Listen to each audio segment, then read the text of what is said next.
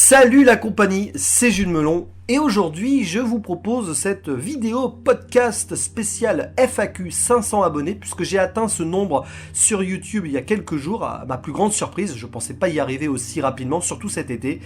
Et j'en profite d'ailleurs pour vous remercier chaleureusement d'être fidèle, que ce soit en tant que viewer de l'ombre ou en commentaire sur mes vidéos. C'est un grand plaisir de partager avec vous cette grande passion qu'est le cinéma. Et l'art en général, de toute façon, ça permet de beaux partages et de beaux débats et la construction d'une très belle communauté, que ce soit ici ou sur les réseaux sociaux, tels que Twitter notamment. Et c'est d'ailleurs sur Twitter que j'ai décidé de vous proposer la possibilité de me poser des questions afin que j'y réponde donc dans cette FAQ. Une FAQ que je vais faire en mode podcast sans mon visage pour la simple et bonne raison que mon appareil numérique qui filme a 40 minutes d'autonomie à peu près, que je sais que cette vidéo va dépasser les 40 minutes, c'est évident, et que j'ai envie de faire ça d'une traite, sans avoir à attendre qu'il recharge et machin, en faisant ça en 2-3 fois.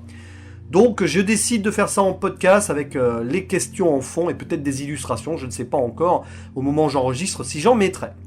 Et je vais y aller dans l'ordre chronologique dans lequel j'ai reçu des questions, pas de favoritisme donc, c'est juste les premières que j'ai relevées, je les ai voilà, j'ai fait des screens, et je vais suivre ainsi la trame de cette FAQ en commençant donc par les critiques ciné du dimanche dont je vous conseille la chaîne et les vidéos. Ils sont deux en fait, il y a Dimitri et Baptiste, et là je crois que c'est Dimitri qui m'a posé pratiquement toutes les questions.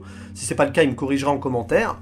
Et la première est donc: tu considères qu'on n'a plus de grande comédie française de nos jours? Sur quel réalisateur français comptes-tu pour pondre une comédie de grande qualité à tes yeux, et pourquoi ce réal en particulier?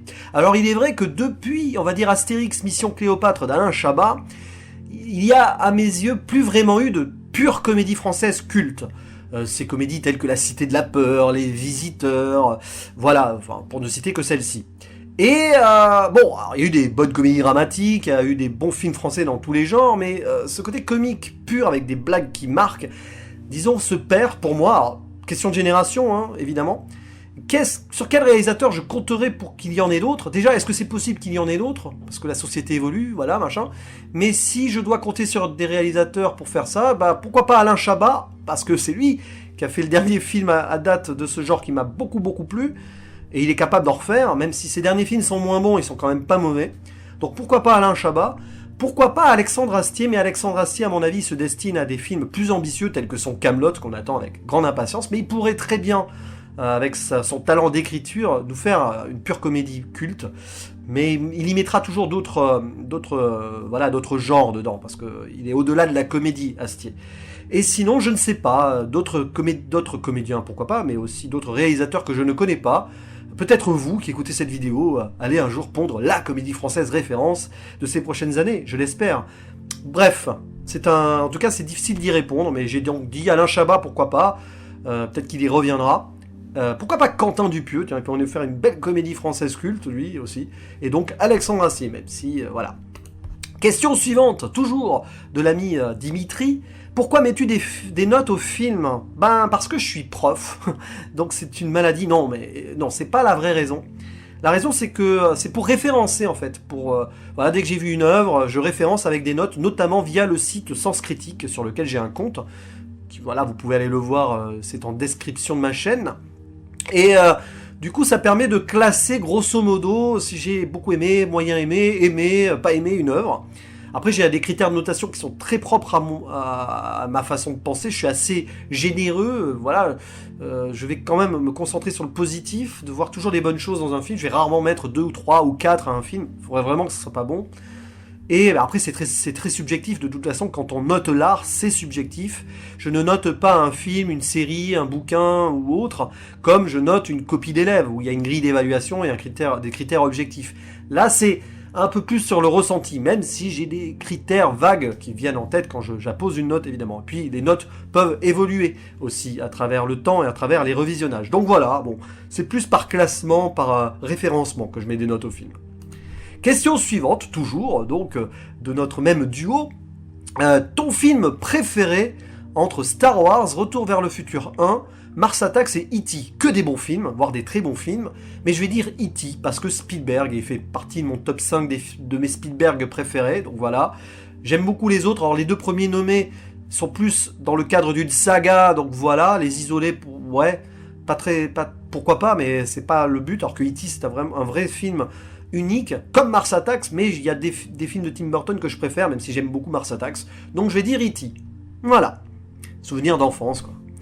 Ensuite, on change de question, enfin d'interrogateur. Je sais pas si ça se dit comme ça. On passe donc à Nao Waldorf, voilà, qui est une amie de Cinémagique d'ailleurs, et qui me pose plusieurs questions, donc on va y aller petit à petit. La première, c'est qu'est-ce qui t'a donné envie de lancer ta chaîne? Bah, c'était une envie soudaine en fait. Je regardais pas mal de vidéastes YouTube, tels que Durandal, Le Fossoyeur, ou c'est vraiment le dernier que j'ai découvert avant de lancer ma chaîne, Le Gardien du Cinéma, et c'est peut-être lui qui indirectement m'a donné envie de me mettre à faire des facecam, parce que j'aimais bien voilà, sa façon de parler, puis je me suis dit tiens, il y en a beaucoup qui le font, il y a les critiques masquées aussi, les cousins font leur cinéma aussi à l'époque, et je me suis dit tiens, pourquoi pas, et je vais faire ça en mode impro sans montage, parce que je suis une bille en montage vidéo, j'ai jamais fait ça, j'ai un petit côté paresseux aussi peut-être, je ne sais pas, et du coup j'ai décidé de lancer le concept d'impro cinécritique sans cut, sans écriture préalable, je réagis à chaud à un film que je viens de voir, ou que je viens de revoir, etc. Et voilà, et puis c'est parti comme ça. Après, donc, prévois-tu de nouveaux formats de vidéos? Probablement, mais je pense que j'y reviendrai avec des questions plus précises qui sont posées après sur les projets. Mais c'est possible. Après, il va falloir que je me sorte les doigts du... Si vous voyez ce que je veux dire, on va rester poli. Parce qu'il faudra que je prenne du temps si je fais d'autres formats vidéo. Elles seront beaucoup plus rares. Mais c'est pas garanti. Après, j'ai d'autres formats vidéo sur ma chaîne qui sont liés au chant, où je chante des chansons, en mode impro, soudaine aussi d'ailleurs. Et j'ai une vieille playlist de plagiats musicaux, de ressemblances musicales entre deux titres aussi, où je faisais du montage d'ailleurs. Mais bon, voilà, pour le moment, elle est en stand-by. Ensuite, autre question, quels sont les points négatifs et positifs qui ressortent de ton expérience YouTube? Franchement, sur l'expérience YouTube même, sur ma chaîne, j'ai que du positif. J'ai rarement eu, voire jamais, de commentaires haineux. Et ça, je suis chanceux là-dessus. J'ai rarement beaucoup de dislikes sur mes vidéos, et ça me surprend. Parce que bon j'en ai de temps en temps, il y a des vidéos qui ont un petit peu pris plus cher que d'autres, mais paradoxalement c'est celles qui ont été les plus vues, donc forcément au pourcentage tu vas forcément tomber sur des gens qui aiment pas trop ton travail, mais en même temps je comprends, on peut ne pas accrocher largement à ce concept impro un peu paresseux sans montage, mais sinon ouais, que du positif, parce que j'y ai rencontré pas mal de superbes personnes grâce à ces vidéos là, donc pour le moment pas de négatif, voilà. Parce que je fais ça à l'envie, à la passion et quand je veux, tout simplement. Et ensuite, prévois-tu des collaborations avec d'autres youtubeurs, et si oui, de quel genre? Bah, j'en ai déjà fait, des podcasts, même des critiques en duo avec 3 d'entre eux sur Impro Ciné Critique, puisqu'il y a eu le 7ème œil, à l'époque c'était La Grande Gueule, Peggy, il y a eu Cinémagique, donc Charles, que tu connais très bien, et récemment Capitaine Critique. Donc des vidéos en duo, voire même en trio, ou à plusieurs Impro Ciné Critique, moi je suis ouvert à tout. Voilà, après on va voir un film sur Paris ou dans la région et hop, on fait une vidéo derrière, c'est possible. Des débats, on a fait des lives déjà à plusieurs, avec Peggy donc, avec Artopolis, Cinémagique. Et j'ai participé à des podcasts aussi audio et des discussions, que ce soit sur ma chaîne ou sur la chaîne des gens avec qui je les ai faites. Enfin, je les ai fait ou faites, ça dépend, vous accordez avec ce que vous voulez. Donc Artopolis, Romain Rimbaud, pour ne citer que ces deux-là, parce que je crois qu'il n'y a que ces deux-là pour l'instant. Et puis oui, aussi Cinémagique sur sa chaîne, un petit talk sur le Roi Lion, avant qu'il sorte. Voilà, donc moi je suis ouvert à tout, et j'ai vraiment hâte d'ailleurs de collaborer avec d'autres gens, sur Paris ou ailleurs d'ailleurs, que ce soit en réel ou via Skype et compagnie. Moi je suis ouvert à tout, et avec les fameux débats potentiels qu'on pourrait se faire entre membres de l'officieux UCU, dont on reparlera je pense, ou des achroniqueurs du 7ème œil, mais les achroniqueurs et le UCU, c'est la même chose, c'est un groupe de passionnés underground qui peuvent s'entremêler sans souci. Merci pour ces questions en tout cas, cher ami. Ensuite, beaucoup de questions de cinéma, alors là ça va être assez intense. J'avoue que c'est l'une des rares questions où j'ai un petit peu été obligé de réfléchir en amont, mais pas trop, parce que voilà. Donc, il me propose mes 3 préférés, plein de trucs. Donc, on va commencer par les 3 films. Super dur, mais je vais en évader. Petit lapsus, vous allez comprendre. Je vais en isoler 3. Jurassic Park, évidemment. Forrest Gump et Les Évadés, voilà, de Frank Darabont, qui est un film prenant. Voilà, donc j'isole ces 3 films, mais j'aurais pu en citer une vingtaine d'autres parmi les grands films cultes de ma vie. Ensuite, 3 séries. Là aussi, c'est dur. Et je vais essayer de... J'ai beaucoup hésité, en fait. Mais je vais y aller sur 3 périodes différentes, pour des raisons différentes. La 4e dimension, pour commencer, de Twilight Zone en VO. Même s'il y a des épisodes en dessous d'autres, il y en a certains qui sont cultes, une série des années 60. Assez incroyable, un jour je ferai une vidéo dessus. Voilà, je sais pas sur quel format, mais un jour je parlerai de cette série en vidéo. Donc la 4e dimension, qui est une série anthologique, donc de 5 saisons, et puis voilà, il y a une vingtaine d'épisodes extraordinaires là-dedans. Ma série préférée probablement, Lost. Lost, c'est Lost les disparus. C'est probablement la série qui m'a fait le plus réfléchir, plus théoriser, pas terroriser, non, théoriser et donc émettre des théories sur des forums à l'époque, c'était la folie. Et voilà quoi. Donc Lost. Et après pour la 3e, je pourrais en citer 8000, mais j'ai décidé de choisir Breaking Bad, parce que c'est la dernière grosse série qui m'a fait un qui m'a beaucoup marqué. Des séries récentes, on va dire. Donc je vais dire Breaking Bad. J'aurais pu en citer d'autres, mais je vais jouer au jeu, et je vais pas en dire d'autres. Je dis ces 3-là. Voilà. Mais bon. Mes 3 musiques préférées. Alors 3 musiques... 3 groupes, 3 musiques de films, je sais pas. Alors je suis parti sur des groupes de musique parce que bon, c'était pas précis. Bon voilà, sacré Cinémouth. D'ailleurs, allez voir sa chaîne aussi à Cinémouth, j'en ai pas parlé, mais lui aussi il a une chaîne YouTube et il fait des super courts métrages aussi avec ses potes.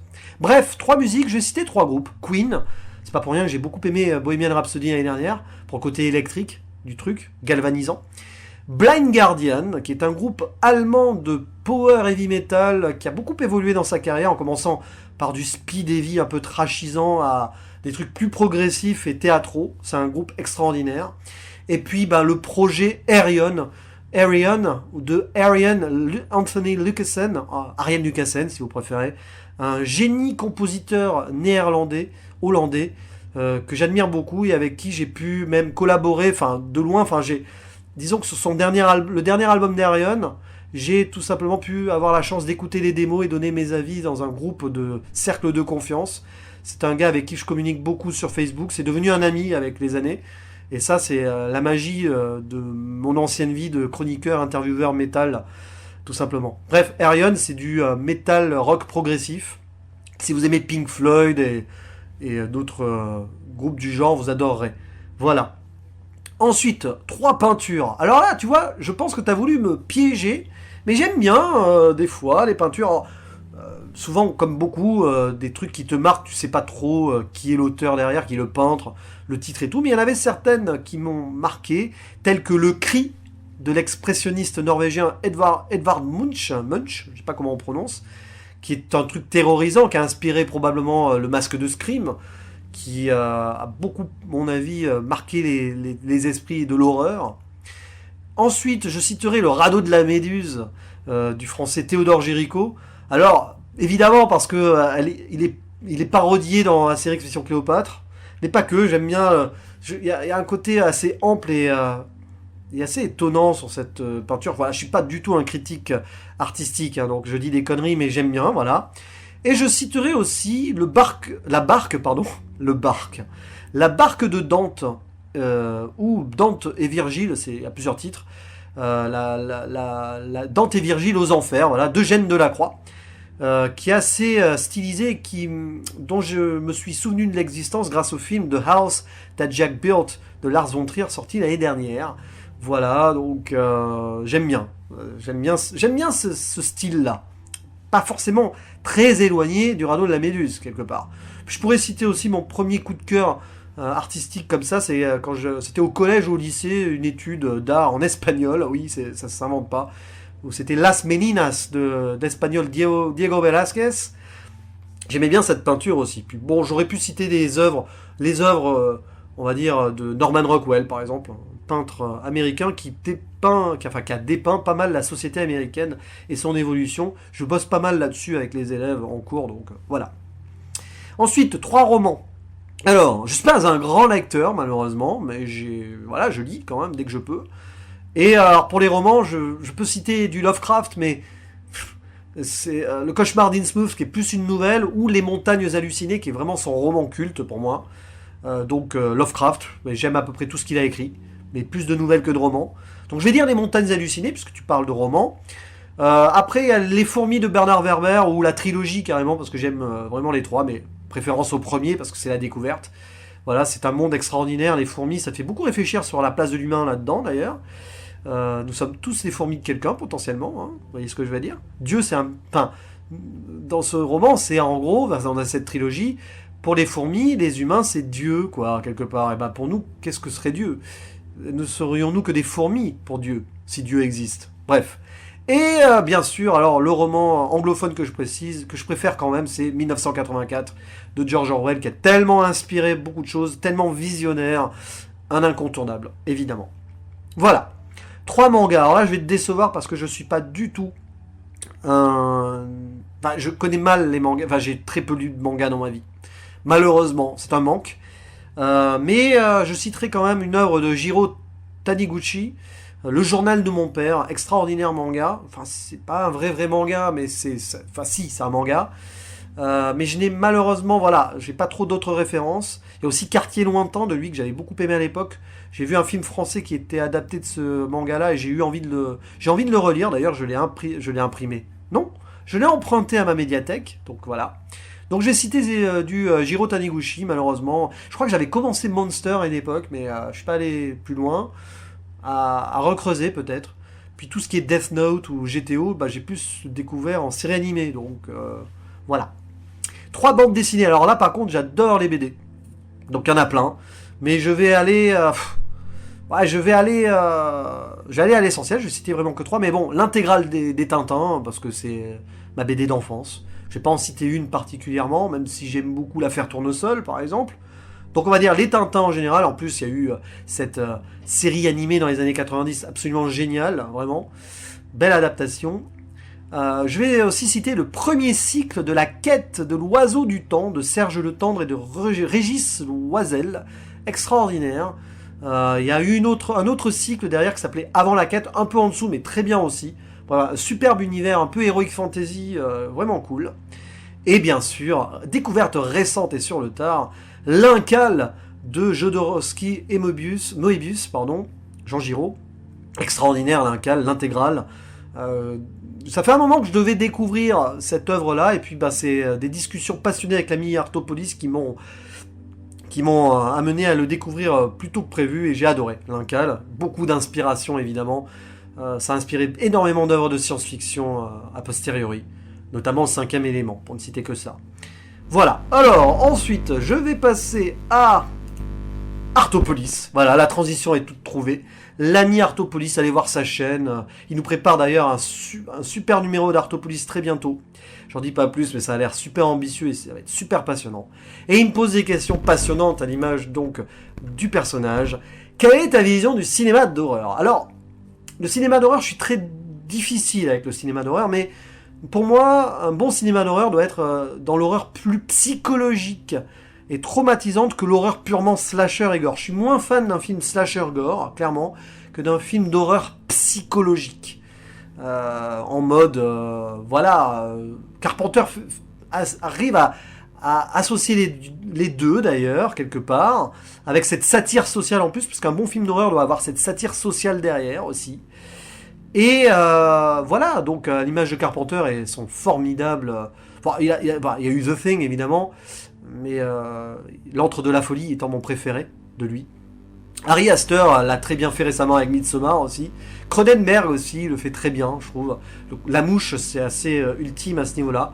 Bref, une horreur plus psychologique et cauchemardesque qui te marque. Parce que moi, finalement, un film slasher gore, bah, j'ai moins aimé. Enfin, je peux aimer un film slasher gore, mais ça va moins me marquer sur le temps, en fait, paradoxalement. Et ensuite, il me pose une deuxième question. Des projets de court-métrage.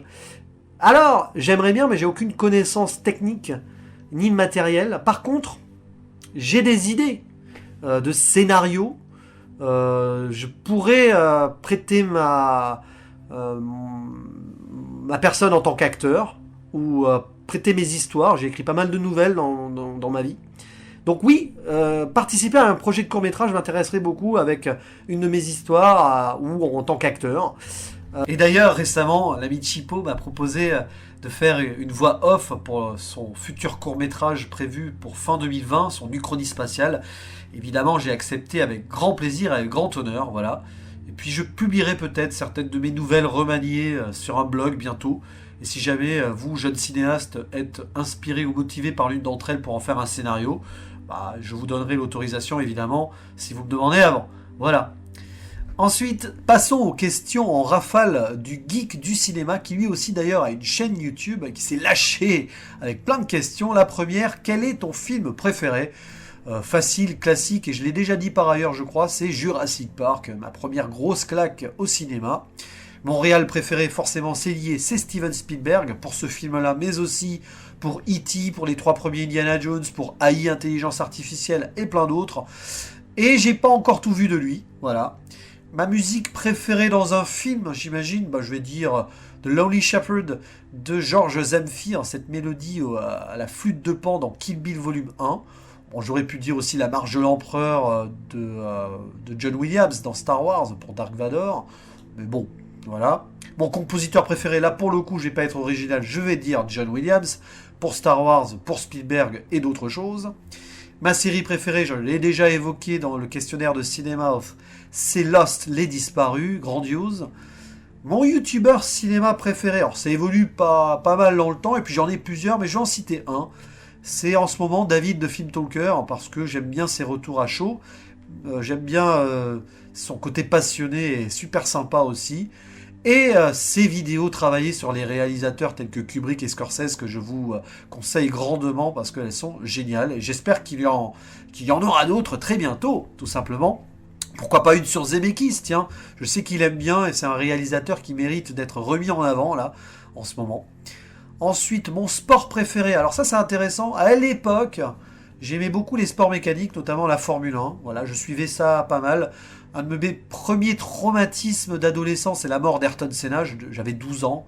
J'ai mis des jours à m'en remettre. Après, ça fait quelques années que je regarde beaucoup moins, voire plus du tout. Mais bon, j'ai aimé ça à l'époque. J'aurais aimé être pilote à une époque, mais bon, voilà. Après, j'ai aimé le foot aussi plus jeune. J'ai supporté le Nîmes Olympique quand j'étais ado, quand ils étaient en 3e division et qu'ils sont arrivés en finale de la Coupe de France. Ils ont même eu une épopée en Coupe d'Europe. C'était assez fou, quoi, à l'époque, puisque j'habitais près de Nîmes, forcément, voilà. Voilà, donc maintenant le sport, j'en regarde plus trop à la télé, j'ai pas le temps et pas l'envie.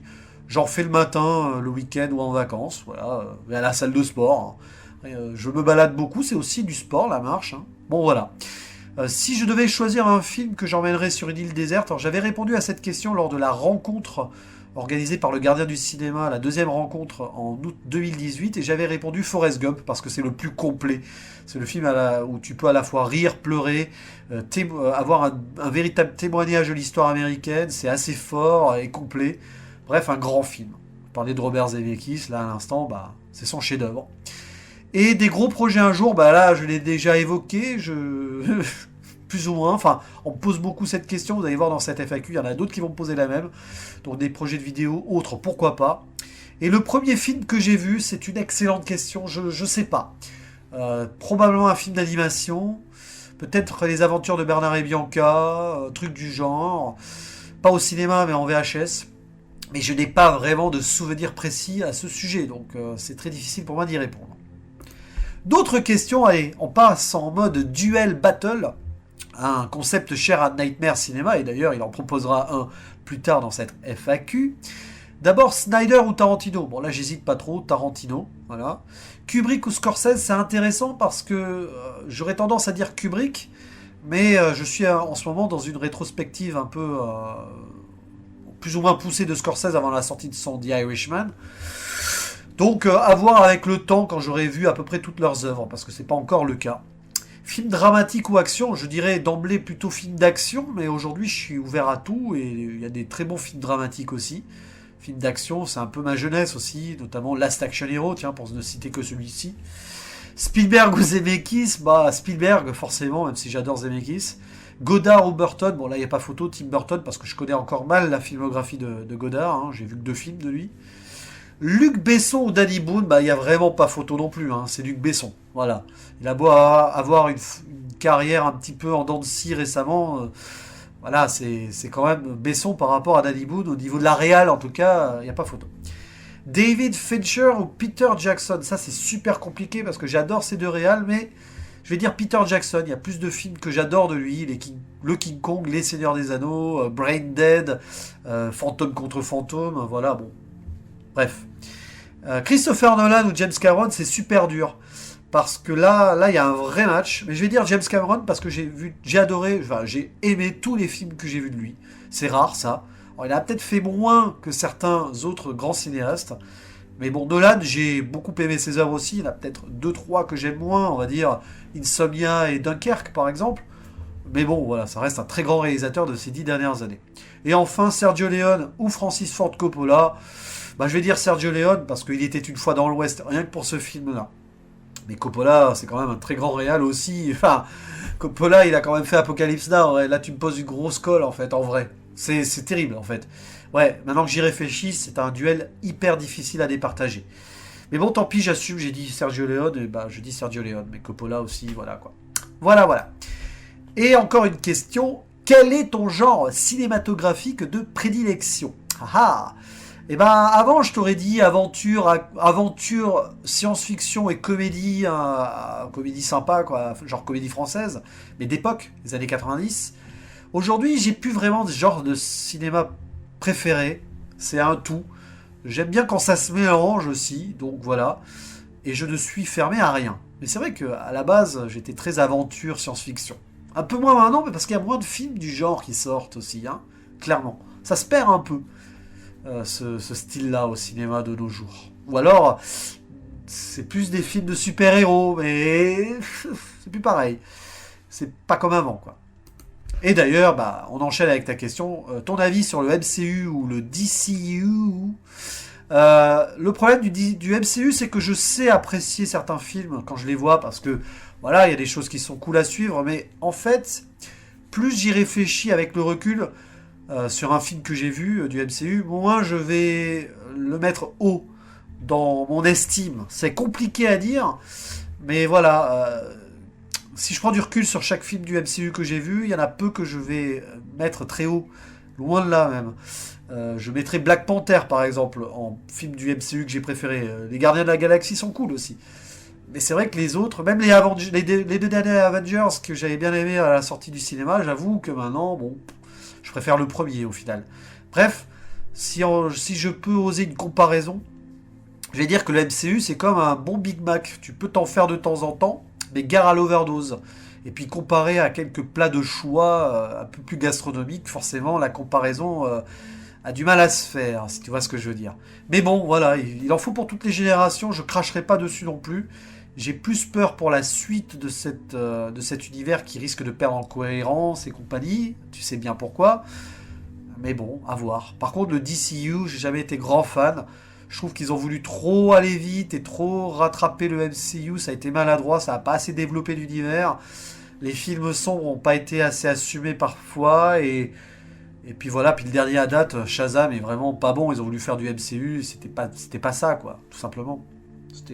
C'est vite fait amusant, mais bref. Voilà.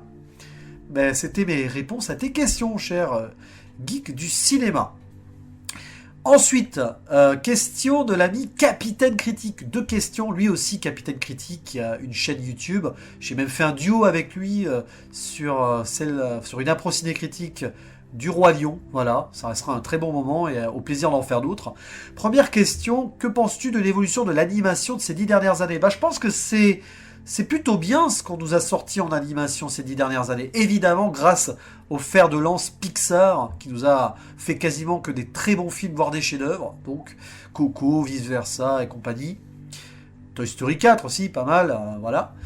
Mais pas que Pixar, même Disney a fait Zootopie, un très très bon film d'animation. Alors, j'ai pas tout vu des derniers Disney, justement, j'ai des rattrapages à faire à ce niveau-là.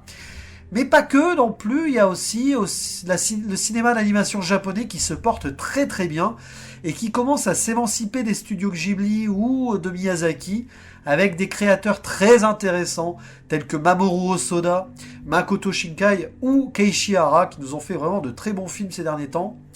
Et voilà, donc je pense que la succession est bien lancée. Et puis bah aussi le cinéma français d'animation qui se porte pas mal, hein. Faut y penser, les deux minuscules sortis ces dernières années, dont le dernier au début de l'année 2019, D'Illier à Paris, et on peut aussi citer Avril et le monde truqué qui se débrouillaient vraiment bien en mode uchronie. Donc voilà, je pense que l'animation de tout genre et de tout horizon se débrouille plutôt bien ces dernières années, je trouve. Voilà. Après, il y a du moins bien aussi, hein. Mais il faut savoir aussi choisir ce qu'on regarde. Et si on choisit bien, on en a pour notre argent, je pense. Ensuite, deuxième question, quelle est pour toi la durée idéale d'un film? Il n'y a pas de durée idéale pour un film.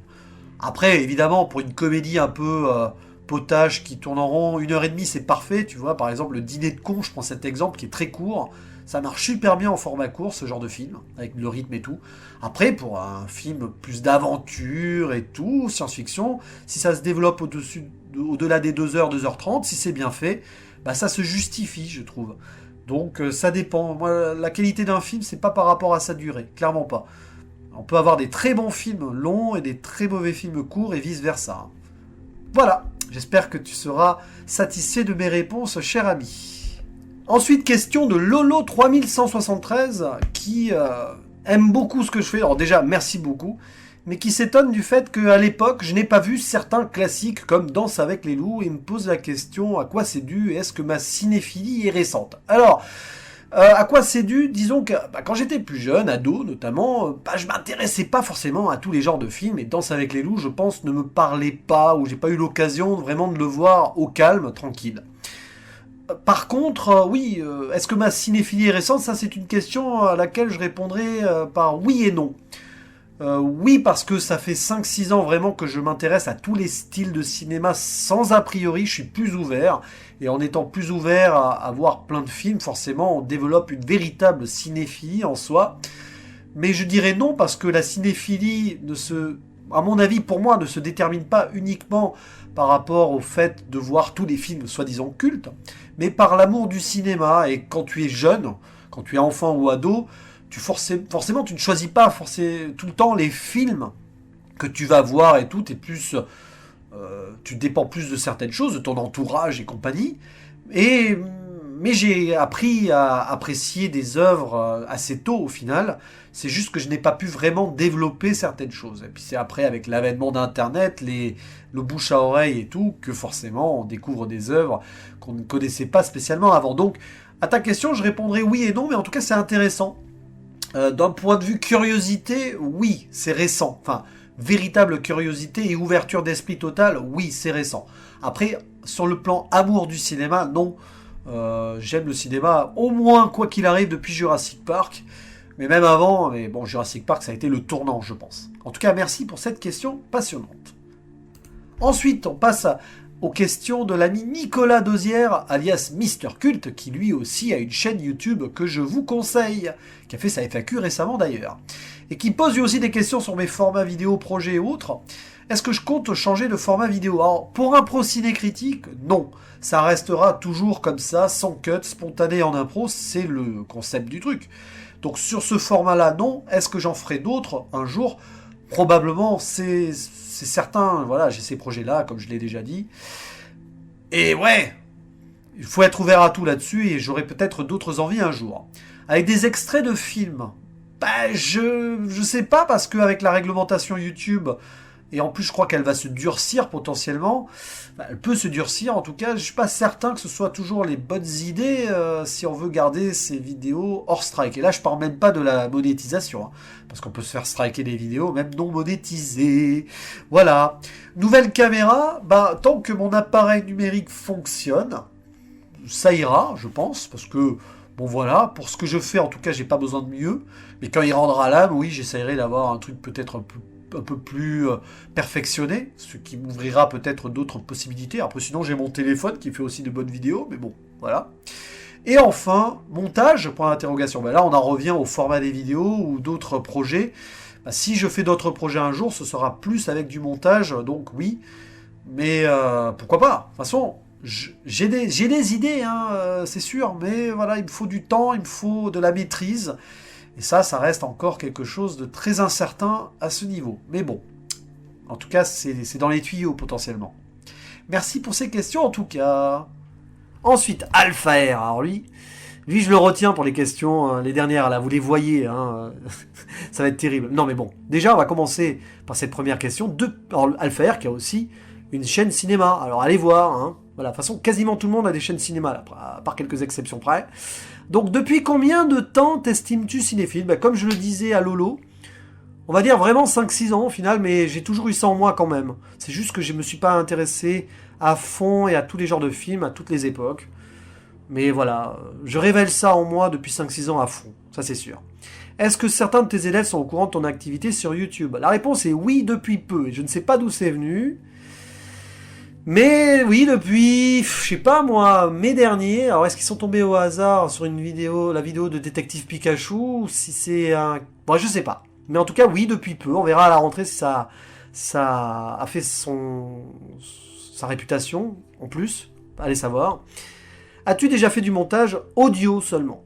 Voilà, audio et avec des images en fond, mais jamais vidéo. Voilà, j'en ai fait déjà sur ma chaîne, ne serait-ce que pour les discussions avec Cartopolis, par exemple. Il y a un montage. Et puis la question horrible, c'est un bateau cool, quel membre du UCU tu sauves ou quel membre tu ne le sauves pas? Alors le UCU, je rappelle, c'est un comité non officiel, si vous voulez, un collectif non officiel de youtubeurs underground qui n'ont pas beaucoup d'abonnés, mais voilà, avec qui on discute en privé. C'est pas, voilà, tout le monde y est bienvenu, tout le monde fait ce qu'il veut à côté, c'est indépendant, voilà. Mais du coup, non, c'est dur cette question, parce que je vous apprécie tous et toutes de façon différente. Je vais pas en préférer un autre. Alors évidemment, je parle plus à certains qu'à d'autres, mais c'est parce qu'on se connaît depuis avant encore. Voilà, je cite Artopolis par exemple. Lui, je suis obligé de le sauver, c'est pas possible, je peux pas le laisser à l'eau, mais dans l'absolu, je vous sauve tous, quoi. Voilà, n'est-ce pas? Et je ne laisse personne se noyer parce que c'est pas bien de toute façon. Mais en tout cas, merci pour ces questions. Oui, je sais, tu vas être déçu de la réponse et tout, mais bon. C'est les bisounours aujourd'hui, hein, je vous rappelle. Question de Drenox, très belle question aussi. Donc, qui me pose celle-ci. Que penses-tu des films de Orson Welles? Alors, j'en ai vu 2 dans ma vie. L'incontournable Citizen Kane, évidemment, que j'aime beaucoup. Mais j'ai préféré l'autre que j'ai vu de lui, et oui, La Soif du Mal ou A Touch of Evil en VO. J'ai fait une vidéo d'ailleurs sur ce film-là l'été dernier, je crois, et que j'adore. Voilà, c'est un film noir viscéral avec ce plan séquence culte en début de film qui a été montré dans toutes les écoles de cinéma, je pense. Bref, grand film que je préfère à Citizen Kane, de peu. Hein. Citizen Kane, c'est tellement novateur et 1941, je crois, le film. Tu pètes un plomb quand tu te rends compte de la date et quand tu vois ce que c'est. C'est assez fou, quoi. Bref, voilà, Orson Welles, il faut que je vois d'autres films de lui. Si jamais, d'ailleurs, t'en as d'autres à me conseiller, tes préférés, n'hésite pas en commentaire à m'en citer quelques-uns, et je me ferai le plaisir d'en voir et d'en parler, en te faisant des dédicaces, évidemment. Ensuite, l'ami, le Cinoche de Banzai, voilà, qui lui aussi lance sa chaîne en ce moment, qui tente pas mal de trucs, donc allez voir et allez le soutenir, parce qu'il le mérite. Et qui lui aussi me pose plein de questions en rafale. Ah, les jeunes. Première, que pourrais-tu changer dans le cinéma français? Eh ben, en fait, plus de films ambitieux, comme on en voit depuis quelques mois, en fait. Dans la brume, même si j'ai pas accroché, c'est ambitieux. Le Chant du Loup, sorti cette année. Monde Inconnu, l'heure de la sortie, extraordinaire, l'un de probablement mon film préféré français de l'année. Des films qui sortent du lot, qui mélangent le fantastique, la SF, l'horreur.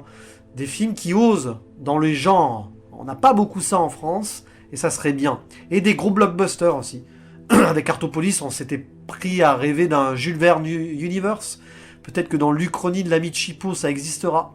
Et puis, il y a quelques mois, l'ami Critique Masqué a fait une super vidéo sur... On invente des films français où il crée donc des adaptations de Bob Moran, de Vercingétorix, non pas de Vercingétorix justement, enfin bon bref, des trucs qui auraient suivi le succès du Pacte des Loups, des films ambitieux de ce genre-là. Et c'est super intéressant comme vidéo parce qu'il y a une belle créativité et ça fait rêver, quoi. Ensuite, ce que tu préfères au cinéma, ce que tu aimes le moins. Alors, on va dire dans la salle de cinéma, je pense que c'est ce que tu as voulu dire, ce que je préfère c'est l'immersion, c'est le plus fort que peut nous offrir une salle de ciné, tu es complètement dedans, tout ce qui est en dehors de tout ça n'existe plus, tu rentres dans le film, quoi. Mais ce que j'aime pas, c'est certaines formes d'incivilité, malheureusement, de certaines personnes, avec leur téléphone portable, ou qui mangent bruyamment, ou qui discutent. Et oui, mais bon, ça c'est comme pour tout, hein, le respect des autres, ça s'apprend. Voilà, voilà. Ensuite, ma saga préférée, je vais dire Star Wars, hein, je suis obligé, je suis pas original, mais forcément Star Wars. Même s'il y a eu des hauts et des bas peut-être, j'ai hâte de voir cette conclusion, parce que, voilà, tout simplement. Mon premier film au cinéma, comme je l'ai dit plus haut, je ne suis pas certain.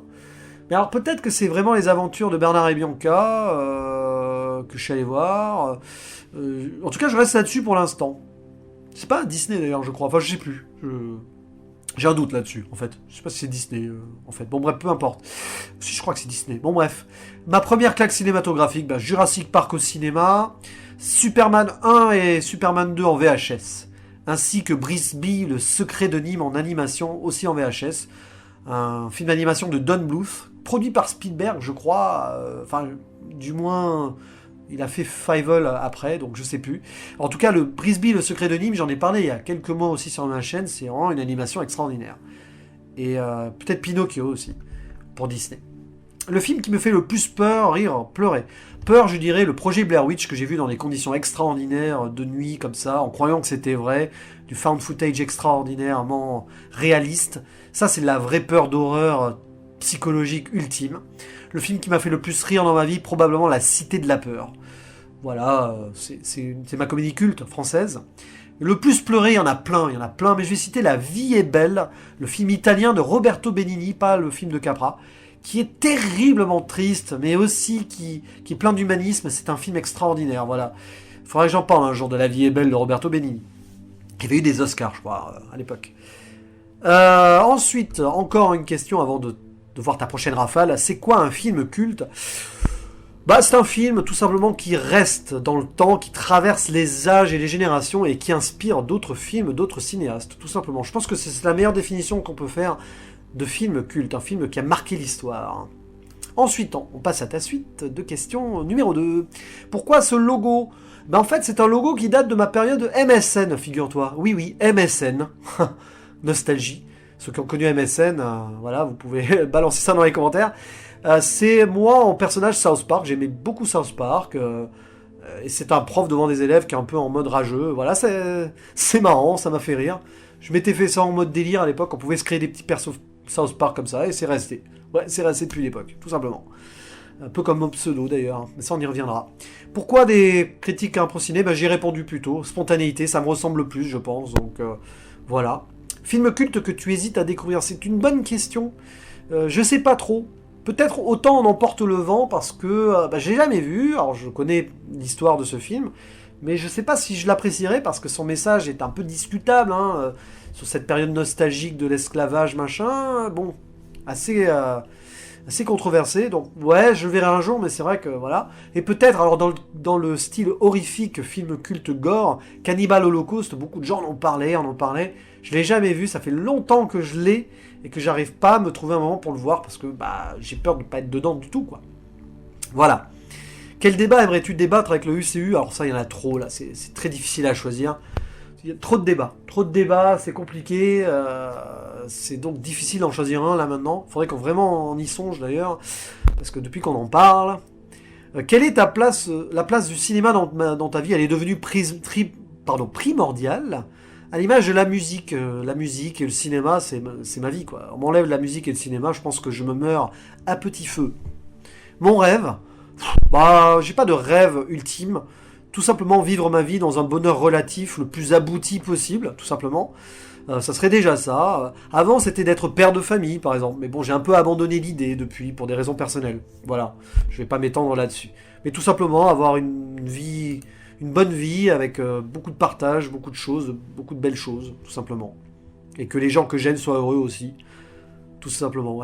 Bisounours, Miss France 2019, Jules Melon. Ensuite, ton après, puisque tu as encore une série, 2 questions. Ton nanar préféré ? Aucune idée. Je sais pas en fait. Quel serait mon nanar préféré ? Qu'est-ce qu'un nanar déjà ? Je sais pas. Peut-être pour certains c'est considéré comme un nanar, mais Les Anges Gardiens de Poiret, qui a été détesté à son époque, que j'aime beaucoup. Jean-Marie Poiret, il m'a fait beaucoup rire au-delà des visiteurs, donc voilà. Mais j'avoue que sinon, c'est difficile de répondre à cette question-là. En mode nanar assumé horreur parodique, il y a Brain Dead de Peter Jackson, mais c'est pas un nanar, c'est juste culte, quoi.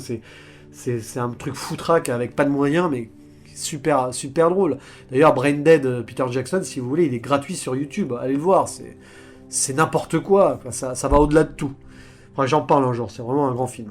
Et sinon, es-tu nostalgique comme Tarantino sur le cinéma d'antan?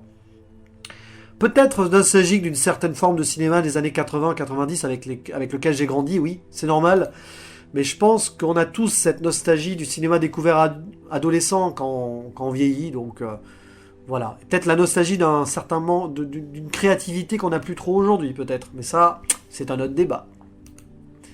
Ensuite, question de l'ami Chipo, qui, alors lui, va nous faire des courts-métrages de folie, La momie du Vercors, bientôt, et donc son uchronie spatiale aussi, c'est un grand artiste, qui a d'ailleurs été diffusé sur LCI il n'y a pas longtemps, c'est un futur grand, hein, l'ami Chipo, et qui me dit, bientôt la 500e vidéo, comment fais-tu? Je fais vite, c'est ça le mode impro, spontané, c'est magique, je passe 15-20 minutes sur une vidéo, et voilà, c'est fait.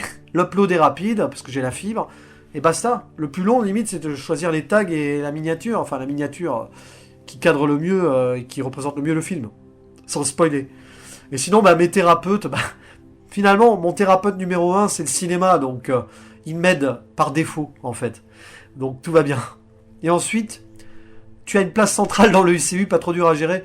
Le UCU, comme je le disais, c'est quand même un collectif très abstrait au final. Place centrale, oui et non, il n'y a pas de leader, on est tous égaux. C'est parce que je l'ai co-lancé avec Artopolis, plus ou moins, mais vous êtes tous le UCU, tout simplement. Donc le UCU, c'est un ensemble, c'est pas de l'individualité, c'est un ensemble.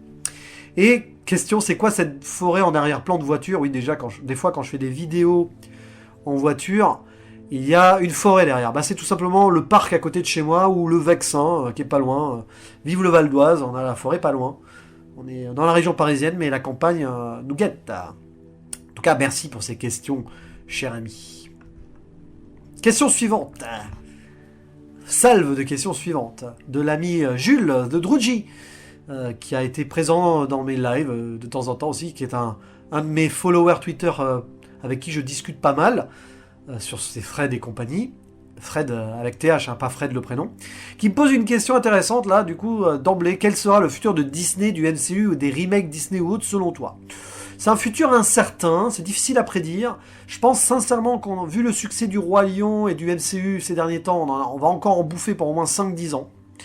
Mais, et là j'enchaîne sur ta question d'après, penses-tu que telle la conséquence d'un monde cyclique, cela finira par s'écrouler, ou du moins s'amenuiser un jour, signe d'une lassitude des gens et d'un possible renouveau? Oui, je pense que ça finira par lasser les gens, les générations vont évoluer, et je pense que d'ici 10 ans, surtout quand Disney aura épuisé le filon de ses remakes films live action, animation en live action culte, et le MCU aura fait le tour aussi, parce que là il commence même, je pense, à commencer à faire le tour d'ailleurs, mais bon, il va y avoir un moment où les gens vont tout simplement sortir de ce système, c'est évident.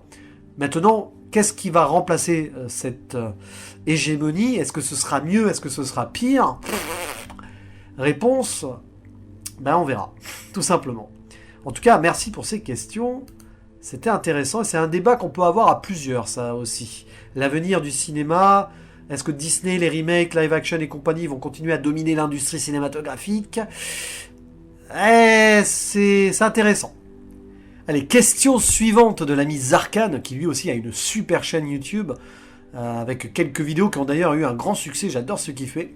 Et sa première question, c'est quel film ou type de film détestes-tu le plus? Alors, j'ai appris avec le temps à ne plus trop détester, à m'ouvrir à tous les genres de cinéma, donc il n'y a plus vraiment de genre de film en tout cas que je n'aime pas. Il y a des genres qui ne m'attirent pas, tels que le gore ultra-violence, j'ai du mal à me mettre à l'idée de regarder un film comme ça. Tout ce qui est érotique ou porno, là, complètement pas du tout intéressé non plus. J'ai jamais été attiré par ce genre de film de toute façon. Même à l'époque adolescente, tout ça, voilà. Et sinon, bah, il y a les types de films tels que, bah, on en parlait tout à l'heure, les comédies françaises actuelles, qui sont en mode stéréotype et clichés éculés autour du racisme, autour du régionalisme, autour de l'homophobie, les à bras ouverts, les tuches, embrasse-moi mon pote, qu'est-ce qu'on a fait au bon Dieu, ça je peux plus. Je ne vais plus voir ces films-là au cinéma, c'est fini. Sauf si un jour un youtubeur me lance un défi, qu'on y va ensemble et tout, qu'on fasse une vidéo derrière, mais quel serait l'intérêt à part de briser le film derrière? Franchement, voilà. J'évite ces films-là maintenant, parce que les comédies françaises depuis 5-10 ans, voilà quoi, c'est un peu navrant quoi. Bref. Ensuite, si tu pouvais foutre un coup de poing à un réalisateur ou acteur, ce serait qui? Ah là là, alors je suis pas violent déjà, je le ferai pas. Non, il y en a que je peux mépriser en silence, et encore, je suis prêt à laisser une chance à tout acteur ou réalisateur de me surprendre positivement. Voilà. J'ai pas d'exemple particulier. Il y en a un, tiens, je vais en citer un, Philippe Lachaud, dont j'ai adoré le premier long métrage, Babysitting, et après j'ai vraiment pas trop aimé la suite, puis à Libby.com c'était pas bon, après il a participé au très mauvais film Embrasse-moi mon pote, et puis là il a fait Nicky Larson et j'ai apprécié, donc voilà, c'est l'exemple type d'acteur réel d'ailleurs, il fait les deux, que finalement, des fois je vais détester, des fois je vais beaucoup aimer. Voilà, donc bon, après il y en a qui vont dire, ah t'as pas dit Kev Adams et tout, mais j'ai rien contre lui, voilà, j'ai rien contre lui, j'ai d'ailleurs très peu vu de films avec Kev Adams au final. Donc voilà, non, pas particulièrement en fait. Voilà, pas particulièrement. Ensuite, si tu avais plus de 100 000 abonnés et que tu pourrais vivre de YouTube, quel type de contenu ferais-tu? Waouh. Alors, je sais pas si ce serait un rêve ou un cauchemar, ça d'ailleurs, parce que je me sentirais un petit peu moins libre, peut-être. Ce qui est certain, enfin, je sais pas. Mais ce qui est certain, c'est que je continuerai à faire des impros cinécritiques. Parce que c'est mon côté spontané, c'est ça qui m'aura fait lancer la chaîne et tout. Je pense que je continuerai à en faire. Mais évidemment, je me ferai plaisir avec d'autres projets. Je ferai probablement des courts-métrages, tout ça, oui, mais avec l'aide de certains amis. Je financerai, entre guillemets, même leurs projets. Et je m'achèterai du matos, surtout, voilà, pour pouvoir faire tout ce que je veux. Et surtout, si j'ai que ça, entre guillemets, à faire de la journée. Donc oui, mais bon, ça, c'est un rêve qui... c'est même pas un rêve, hein, c'est vraiment un truc...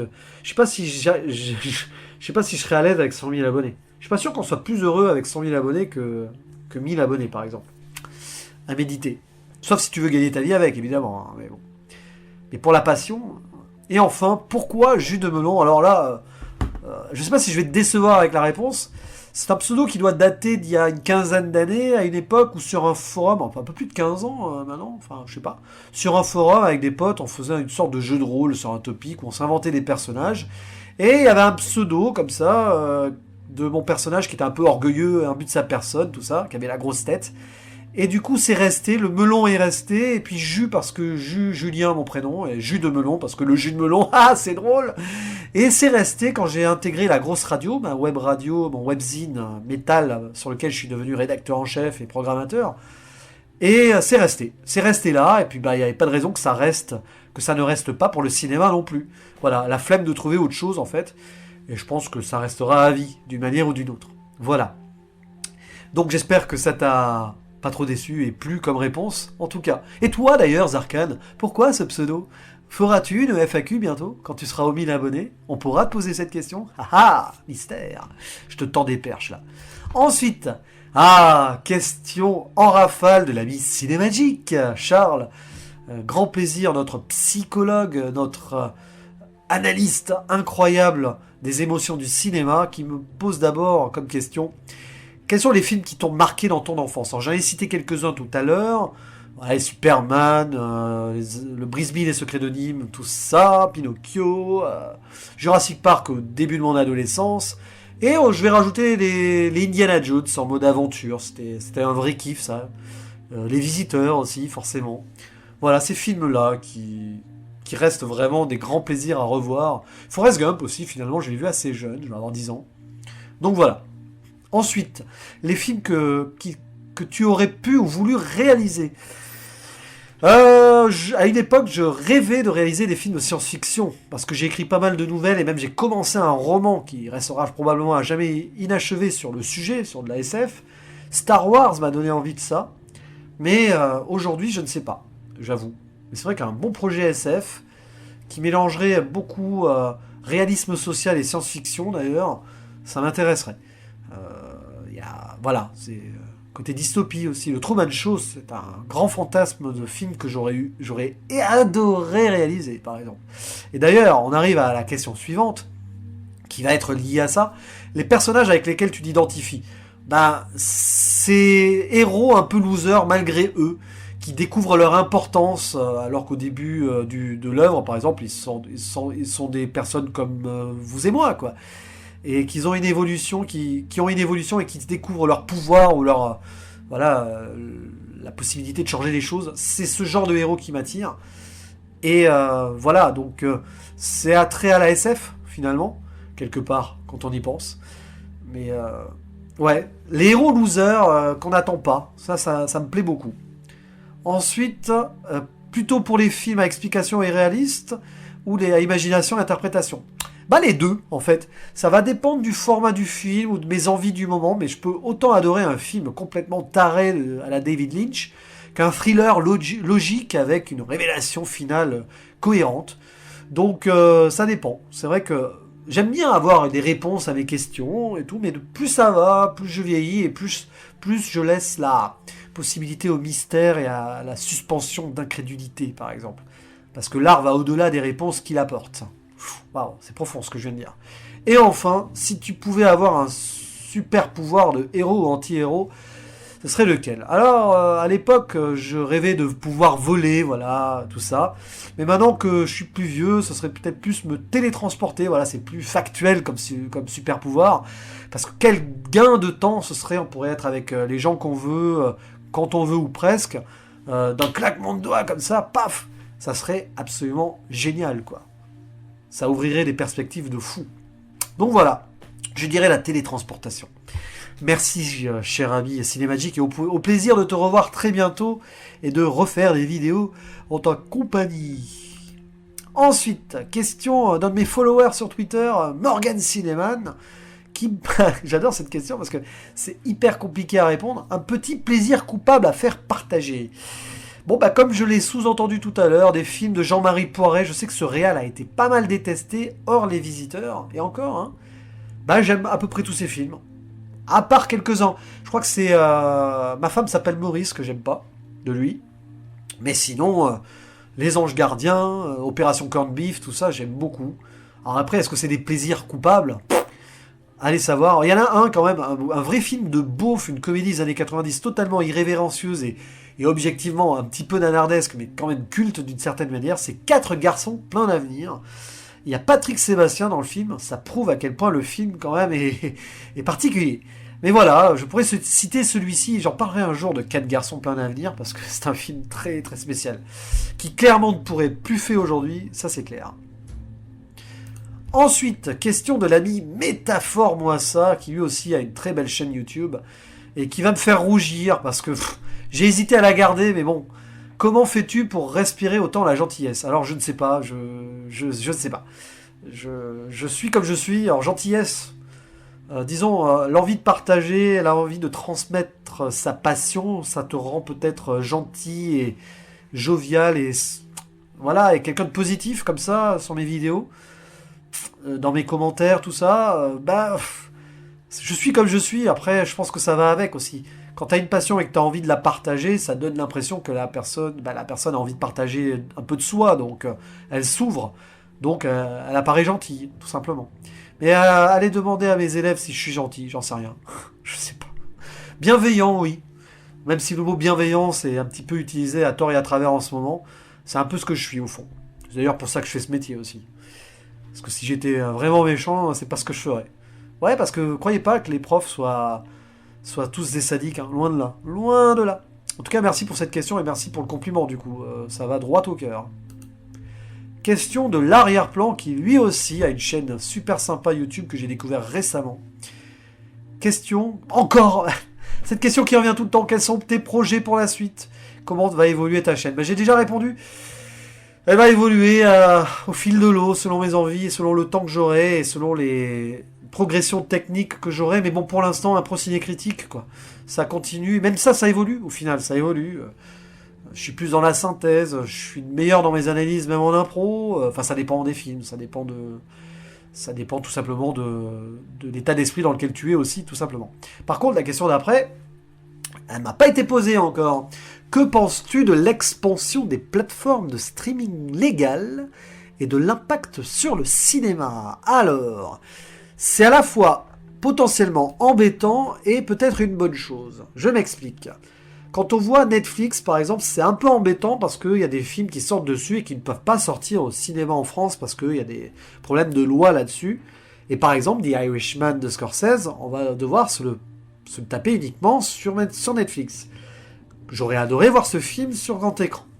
Je suis un peu embêté. Roma, ça a été pareil. On perd quelques ambiances cinématographiques potentiellement extraordinaires là-dessus. Donc, c'est un peu embêtant. Mais d'un autre côté, ça permet la production de films qui ne sont pas produits au cinéma. Donc, une ouverture culturelle, plus de risques aussi pris. Même si ça tend encore à être prouvé sur Netflix. Mais bon, voilà. Et il y a bientôt la plateforme Disney+, là, qui va sortir. Et ça va être une bonne chose, parce que ça va permettre d'avoir moins de remakes live-action direct au cinéma. Ils vont en sortir plus sur cette plateforme, et ça va permettre, tout simplement, à certains films plus créatifs, d'avoir leur place dans les salles obscures. Voilà, par exemple, on va avoir La Belle et le Clochard, là. Au lieu de l'avoir au cinéma dans 2-3 salles, VO, 4DX ou je sais pas quoi... Et ben on l'aura que en streaming, et du coup, à la place, on aura des films des créations qui seront mises en avant dans les salles. C'est pas plus mal. Donc, du coup, on a du bien et du moins bien. Du bien pour la création, que ce soit dans un sens ou dans l'autre. Du moins bien parce qu'il y a certains films, du coup, qu'on ne verra pas au cinéma. Voilà.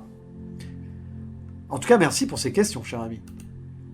Et on arrive au deuxième duel, au deuxième battle de cette FAQ proposée par Nightmare Chronique Cinéma, qui lui aussi a une super chaîne. J'adore sa façon aussi de monter ses vidéos avec un côté très ludique. Voilà. On voit qu'il aime bien les jeux vidéo et tout, d'ailleurs. Voilà. Bon, bref, je vais pas m'épancher là-dessus. Et c'est lui, le dépositaire de ce concept à la base. Donc, choisi d'instinct entre Spielberg et Cameron. Alors ça, tu vois, là, c'est super dur, hein. Parce que comme je le disais tout à l'heure, Cameron, j'ai aimé tous ses films, mais Spielberg, c'est mon réalisateur préféré. Donc, je vais choisir Spielberg. Ensuite, Dragon Ball Z ou Full Metal Alchemist. Alors, le problème, c'est que je n'ai jamais vu Full Metal Alchemist, donc je vais dire Dragon Ball Z, mais que j'aimais beaucoup au Club Dorothée quand j'étais jeune. Donc, finalement, c'est pas un choix par défaut non plus. Le choix entre Marathon, Transformers ou Underworld. Alors, il faut savoir que je n'ai vu que les premiers films de ces sagas, mais comme j'ai préféré Underworld, j'en garde un souvenir assez correct. Pourquoi pas un marathon Underworld un jour? Pourquoi pas? Ensuite, John Williams ou Hans Zimmer. John Williams, mon compositeur préféré, donc lui, forcément. Alien ou Terminator, super dur ça. Super dur. Mais comme il y a Terminator 2 dans le lot, je vais dire Terminator. Parce que finalement, il y a eu... Alien, c'est quand même un peu plus constant dans la qualité. C'est embêtant, hein. Mais je suis plus proche de la saga Terminator, paradoxalement, quoique le 4 et le 5, et que la sortie du 6 me hype très moyen. Je vais quand même dire Terminator, parce que Terminator 2, c'est un de mes films cultes.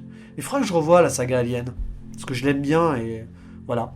Ensuite, Dragon ou Kung Fu Panda. J'ai vu que le premier Dragon, je vais dire Dragon, du coup. Et ouais, j'ai pas vu Kung Fu Panda, moi. Et les Dragons, il faut que je les rattrape, d'ailleurs. Cette année, si possible, à la fin de l'année, pour voir le 3, quoi. Il faut que je voie le 2 avant. Ensuite, Batman de Burton ou Nolan. Alors là, c'est super dur. C'est deux visions très différentes de Batman. Nolan, j'aime beaucoup. Et puis il y a la performance de Heath Ledger dans le rôle du Joker. Bon, on va pas y revenir, tout le monde est à peu près d'accord là-dessus. Mais par nostalgie, les Batman de Burton, quoi. Le Pingouin, Danny DeVito, Jack Nicholson en Joker, bon, voilà. Mais ouais, je vais dire les Batman de Burton. L'ambiance de Batman Returns, quand même, quoi. Voilà, Batman le défi. Ensuite, Réponse ou La Reine des Neiges. Alors, j'ai pas vu Réponse. À une époque, d'ailleurs, je confondais Réponse et Rebelle de Pixar. Alors, j'ai vu Rebelle de Pixar, mais j'ai pas vu Réponse. La Reine des Neiges, j'avais pas détesté, bizarrement, en le voyant. Donc, je vais choisir La Reine des Neiges, mais je vais pas forcément me précipiter sur La Reine des Neiges 2 au cinéma. D'autant plus qu'elle sort à une époque où il va y avoir Star Wars, il va y avoir aussi The Lighthouse, et que je vais pas avoir beaucoup le temps, pendant les vacances de Noël, d'aller au cinéma, voire pas du tout. Et enfin, Rocky, enfin parce que cette première partie, il y a une deuxième partie derrière. Hein. Rocky ou Rambo. En ce moment, je suis à fond sur les Rambo, pour voir le 5, au cinéma, mais je vais dire Rocky, c'est plus galvanisant quand même, je trouve, il y a un message plus profond, même si le premier Rambo est très intéressant, derrière c'était un peu moins bien quand même, il faudra que je les revoie, les Rocky aussi, je crois que je m'étais arrêté au 3 d'ailleurs. Hein. Deuxième salve de duel de l'ami Nightmare. Harry Potter ou Norbert Dragono. Alors là, il n'y a pas photo, Harry Potter. Voilà, là, je pense que bon. Ensuite, The Clone Wars ou Star Wars Rebels. Bah, j'ai vu que le Clone Wars de 2003, donc je vais dire The Clone Wars, j'ai bien rêvé d'ailleurs, donc voilà. J'ai pas vu Star Wars Rebels, tiens, c'est vrai. Carpe Diem ou Hakuna Matata. Bah, je vais dire Carpe Diem parce que Professeur Keating dans Le Cercle des Poètes Disparus, le grand Robin Williams, voilà. Robin Williams, paix à son âme. Peut-être un de ces films qui m'a inspiré à devenir professeur d'ailleurs, allez savoir. Je ne le saurais jamais vraiment. Ensuite, en dessous, tu me proposes le choix entre Les Enfants Loups et Le Garçon et la Bête, deux grands films de Mamoru Hosoda. Ce que je ne saurais départager en vrai, mais je vais dire Le Garçon et la Bête pour le côté aventureux, un peu drôle aussi. Donc je vais choisir celui-ci. Ensuite, là par contre, tu vas me détester. Doctor Who ou Sherlock, eh ben je n'ai vu aucune des deux séries. Et ouais. Et oui, j'ai des lacunes, même en série. Mais comme j'ai lu des Sherlock Holmes de Conan Doyle, bah, je vais choisir Sherlock. Voilà, parce que Sherlock Holmes, quoi, c'est quand même un grand héros de la littérature criminelle, là, policière. Boulevard de la Mort ou Planète Terreur, les deux films Grindhouse. Bah, je vais choisir Boulevard de la Mort parce que message plus fort, je trouve, et moins foutraque que Planète Terreur, même si j'aime bien. Mel Brooks ou les Zaz. Alors, sans hésiter, les Zaz, j'adore beaucoup les films. Y a-t-il un président pour machin? Y a-t-il un pilote dans l'avion? Et même Hot Shots, qui est apparenté aux Zaz. Alors que Mel Brooks, Spaceballs, j'ai eu du mal. Donc, voilà. Hein, faudra que je revoie, évidemment. Et enfin, Luc Besson ou Christophe Gans. Alors, je connais mal le cinéma de Christophe Gans, malheureusement. Donc, Luc Besson. Voilà. Luc Besson, qui a quand même eu une belle carrière, quoi qu'on en dise. Hein. Oh mais non, j'ai failli oublier ta question bonus. Ah là là, ça aurait été ballot. Hein. Je vais te détester pour celle-là. Ou pas d'ailleurs. Alors tu me donnes le choix entre dire du mal de mon film préféré ever, donc Jurassic Park, ou contredire tous les choix que tu viens de faire. Bon, je vais dire du mal de Jurassic Park alors. Alors attention, Actor Studio. Alors Jurassic Park, j'ai jamais compris la hype autour de ce film-là. Les dinosaures ne sont même pas réalistes, c'est une histoire de science-fiction improbable, genre tu peux mélanger des ADN de batraciens avec des trucs de sang de moustique de l'ère Crétacé et tout, mais c'est complètement improbable. En plus dans ce film, les acteurs cabotinent à mort, là, Sam Neill, là, franchement, on voit la carrière qu'il a eue après, hein, ça trompe pas, ce mec est absolument nul. Puis bon, Jeff Goldblum complètement surestimé, ce mec, qui se la pète et tout, voilà, son personnage c'est comme lui, quoi, le mec il se croit au-dessus de tout, franchement, comme il le dit d'ailleurs, si bien, c'est peut-être la meilleure scène du film, ce film, Jurassic Park, c'est un gros tas de merde. Voilà, j'espère que t'es content, évidemment, hein, c'est pas vrai hein, tout ce que j'ai dit, hein. Bon, voilà, vous avez compris. Ah, soupir. Mais merci pour ces questions quand même, cher ami. Question de notre Québécois préféré, Ewa Cinéma. Alors lui aussi, il a une super chaîne YouTube. Il monte, il est super dynamique, très pertinent dans ses analyses. Bref, allez voir sa chaîne et abonnez-vous si c'est pas déjà fait. Une première question, ta plus grande déception et surprise niveau sénie, pas du tout. Série ou ciné. Ouais, d'ailleurs, si vous mixez les deux, ça fait sénie ou Siri. Ouais, bon, bref. Ma plus grosse déception ou surprise niveau... Alors c'est super dur. C'est super dur. Vraiment, c'est super dur. Parce que je sais pas si je saurais répondre. En série, certains revival, comme Prison Break par exemple, là, la saison d'il y a... Je sais pas, elle est sortie il y a 2 ans. Totalement inutile pour déjà une série qui avait quand même eu une pente descendante avant. Donc je vais dire ça, et puis il y a Heroes aussi, une série que j'ai beaucoup aimée sur la première saison, vraiment, et qui après m'a beaucoup déçu par la suite. Enfin, c'est de pire en pire aussi, plus on avance, moins ça va, quoi. Et là, en ce moment, je suis en train de dire que 13 Reasons Why, dont j'avais beaucoup aimé la première saison, la saison 2, j'ai eu du mal, et là, la 3, je la commence, je suis au 3e épisode, et j'ai beaucoup de mal à me dire qu'il reste encore 10 épisodes à voir, malheureusement, même s'il y a des trucs prometteurs. Donc voilà, niveau série, niveau cinéma, qu'est-ce que j'ai comme déception? Le Indiana Jones 4 m'a beaucoup déçu quand même, parce que j'y croyais à ce projet, même si j'ai pas détesté le film. J'ai quand même été déçu. Voilà. Et ça, c'est un peu le problème des suites trop tardives. Star Wars 7 aussi, j'ai été déçu. Faut que je le revoie. De toute façon, là, je vais faire ma rétrospective Star Wars, là, pendant 2 mois. Mais avec le recul, d'ailleurs, je préfère le 8 au 7, je crois. Mais bon, ça, je vous confirmerai ça quand j'aurai revu les films et que j'en parlerai en vidéo. Ensuite, ton ou tes films d'horreur préférés. Alors, films d'horreur préférés, dans des styles divers, j'en ai plusieurs. Le premier vraiment qui m'a marqué quelque part, c'est le projet Blair Witch, avec l'Exorciste aussi que j'ai vu à peu près à l'époque. Il y a eu le Brain Dead de Peter Jackson dont j'ai parlé tout à l'heure. L'Antre de la folie extraordinaire de Carpenter. Il y a Halloween aussi évidemment. Et je vais aussi citer Scream, le premier du nom, mais même la saga. J'ai une petite attirance pour ce genre de film-là que j'ai découvert. Ouais, je devais être ado pour le premier Scream. Hein. J'aime bien le côté découvrir qui est le tueur derrière le masque, tout ça. Il y a un côté enquête, thriller en plus. Voilà. Et puis bon, récemment Midsommar, hein, qui va faire partie de mon top de l'année, donc on peut le mettre là si tu veux. Mais ouais, il y a pas mal de films d'horreur que j'aime bien. The Thing aussi, voilà. Enfin, je pourrais en citer plein, mais dans des styles différents. Voilà. Ensuite, le pire, bah tiens, j'en parlais un peu avant, indirectement. Entre un remake Indiana Jones ou un remake Retour vers le futur. Très bonne question. Paradoxalement, je dirais que Retour vers le futur en remake serait le pire, car toute la nostalgie, l'ambiance de l'époque, forcément, ça souffrirait en comparaison. Mais ça serait peut-être le remake qui pourrait le plus se justifier s'il y avait une bonne idée et les bonnes personnes derrière. Exemple, quelqu'un de nos jours qui redescend aux années 80. Bon, après, évidemment, ça risque de faire de surfer sur la vague Stranger Things et compagnie, donc ça serait le piège. Mais transposer un Retour vers le futur de nos jours, pour imaginer un futur en 2050 et un passé retour dans les années 80, pourquoi pas? Mais il faudrait des bonnes personnes derrière, mais le problème, c'est que le personnage du Doc et le personnage de Marty, on pourrait pas les remplacer. Puis Zemeckis s'y oppose, il faudrait le tuer pour ça, pour qu'il y ait un remake. Et j'ai un peu l'impression que c'est ce que les studios et ce que Hollywood essaye de faire en ce moment, plus ou moins professionnellement, en abandonnant ses projets. Bref, ça c'est un autre débat. Ensuite, du coup, oui, pour Indiana Jones, aucun intérêt de faire un remake, mais voilà, enfin, aucun intérêt. C'est un univers qui marche par rapport au personnage et au charisme de l'acteur principal, Harrison Ford, donc un remake avec un autre acteur, une actrice aussi, il y avait eu cette rumeur-là. Zéro intérêt. Mais bon, on y arrivera un jour, c'est probable. Ensuite, dernière question, ton youtubeur ciné ou pas préféré, celui que tu aimes le moins?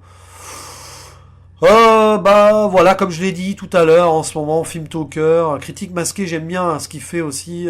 Là, il se lâche et tout, avec ses films en mode impro et tout, donc c'est cool. Je vais quand même citer une découverte récente, le Filmonaute, qui me posera une question vers la fin d'ailleurs de cette vidéo, FAQ. Extraordinaire ce qu'il nous fait le Filmonaute, il a 3 vidéos à son actif et c'est déjà du grand niveau. Il a été adoubé par le cinéma de Monsieur Bobine, par exemple. D'ailleurs, lui aussi, j'aime beaucoup Monsieur Bobine. Et c'est extraordinaire ce qu'il fait, quoi, tout simplement. Donc lui, c'est le futur, quoi. C'est le futur de YouTube et c'est super passionnant, ces vidéos. Donc voilà, il y en a beaucoup. Durandal, j'aime beaucoup ses vidéos thématiques travaillées, mais il en fait plus en ce moment, donc voilà. Voilà. Et ce que j'aime le moins, non, je vais pas me faire d'ennemis ou gratuitement. Je vais pas rentrer dans le YouTube drama ici. Mais hors cinéma, il y a des youtubeurs que j'aime vraiment pas, genre Norman, quoi, par exemple. Enfin, vous savez, c'est youtubeurs en mode clickbait, putaclic, sur des sujets inintéressants, en dehors du cinéma. Voilà, ça, c'est pas que je supporte pas, c'est que je regarde pas, en fait, tout simplement. Donc voilà.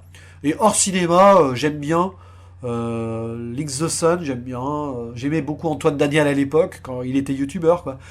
Voilà. Mais bon.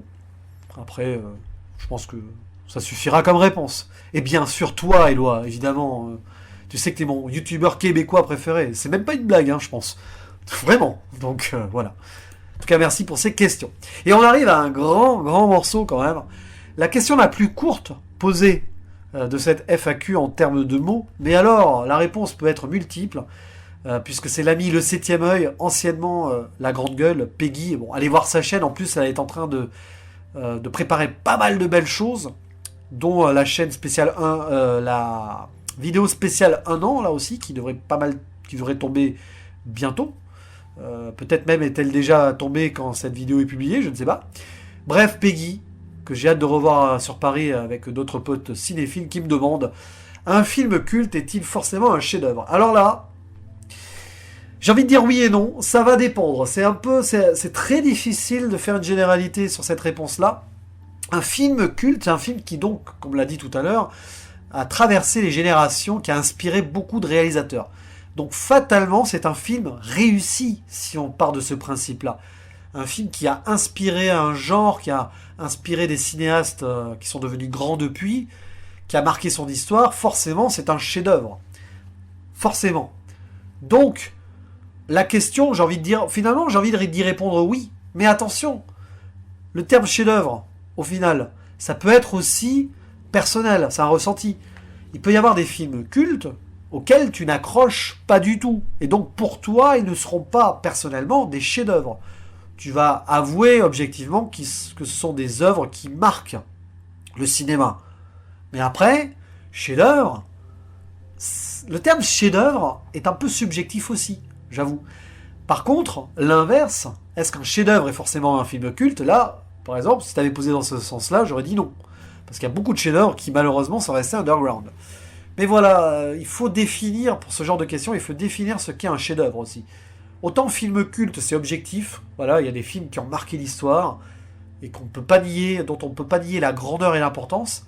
Maintenant, film culte, beaucoup de gens vont te dire, ouais, chef-d'œuvre, beaucoup de gens vont te dire, ouais, chef-d'œuvre, tu parles, en fait, quand on y pense, bon, ça a marqué et tout, mais quand je vois les films qui se sont inspirés de celui-là, en fait, j'aime pas, j'accroche pas.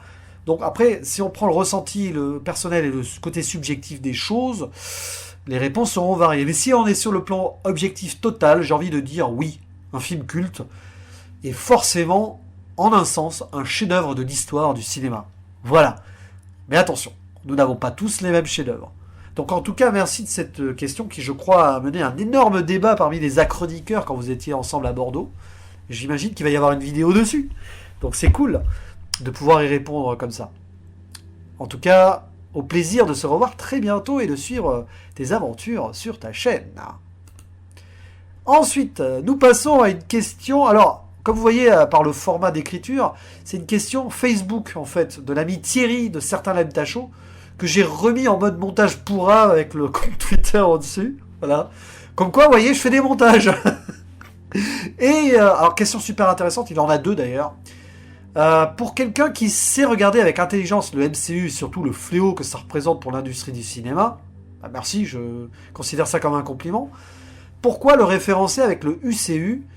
Même pour la blague, n'est-ce pas accorder une place une fois de plus trop importante à cette référence? Alors ouais, c'est intéressant. En fait, le choix du UCU, du nom UCU, c'est fait sur un coup de tête sans réfléchir parce que de toute façon, c'est un délire ce collectif-là à la base. C'est pas un truc officiel. Et en fait, le délire, on n'a pas du tout pensé au MCU en créant ce nom. C'est plus par rapport au CCU, le Critic Cinematic Universe, des Film Talker, Critique Masqué, Dirty Tommy, Valou, Rage et Clapman, qui sont donc un groupe de youtubeurs assez reconnus maintenant. Et nous, comme on est tout petit, on s'est dit, tiens, on va faire le UCU, le Underground Cinematic Universe, ou Critic Universe. Vous prenez ça dans le sens que vous voulez, on s'en fout. Et voilà, c'était juste pour ce délire-là. Et on n'a pas pensé au MCU, mais c'est vrai qu'avec le recul, c'est vrai que ça fait référence putassière, involontaire et surtout pas voulu.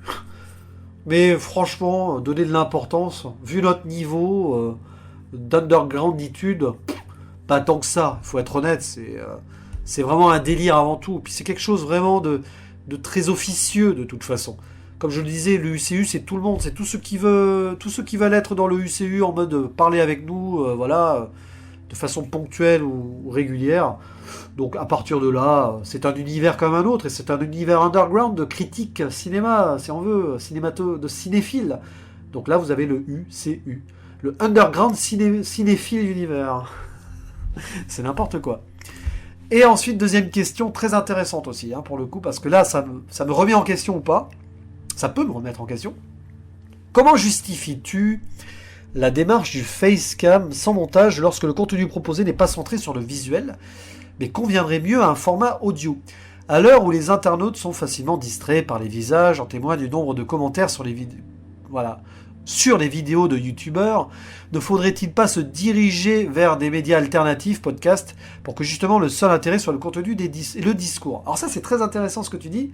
C'est un phénomène de société, le visuel qui a tendance à parasiter le contenu même. Ou, comme beaucoup de films d'ailleurs, c'est un problème allégorique qu'on peut transposer au cinéma, où le fond est mis en avant...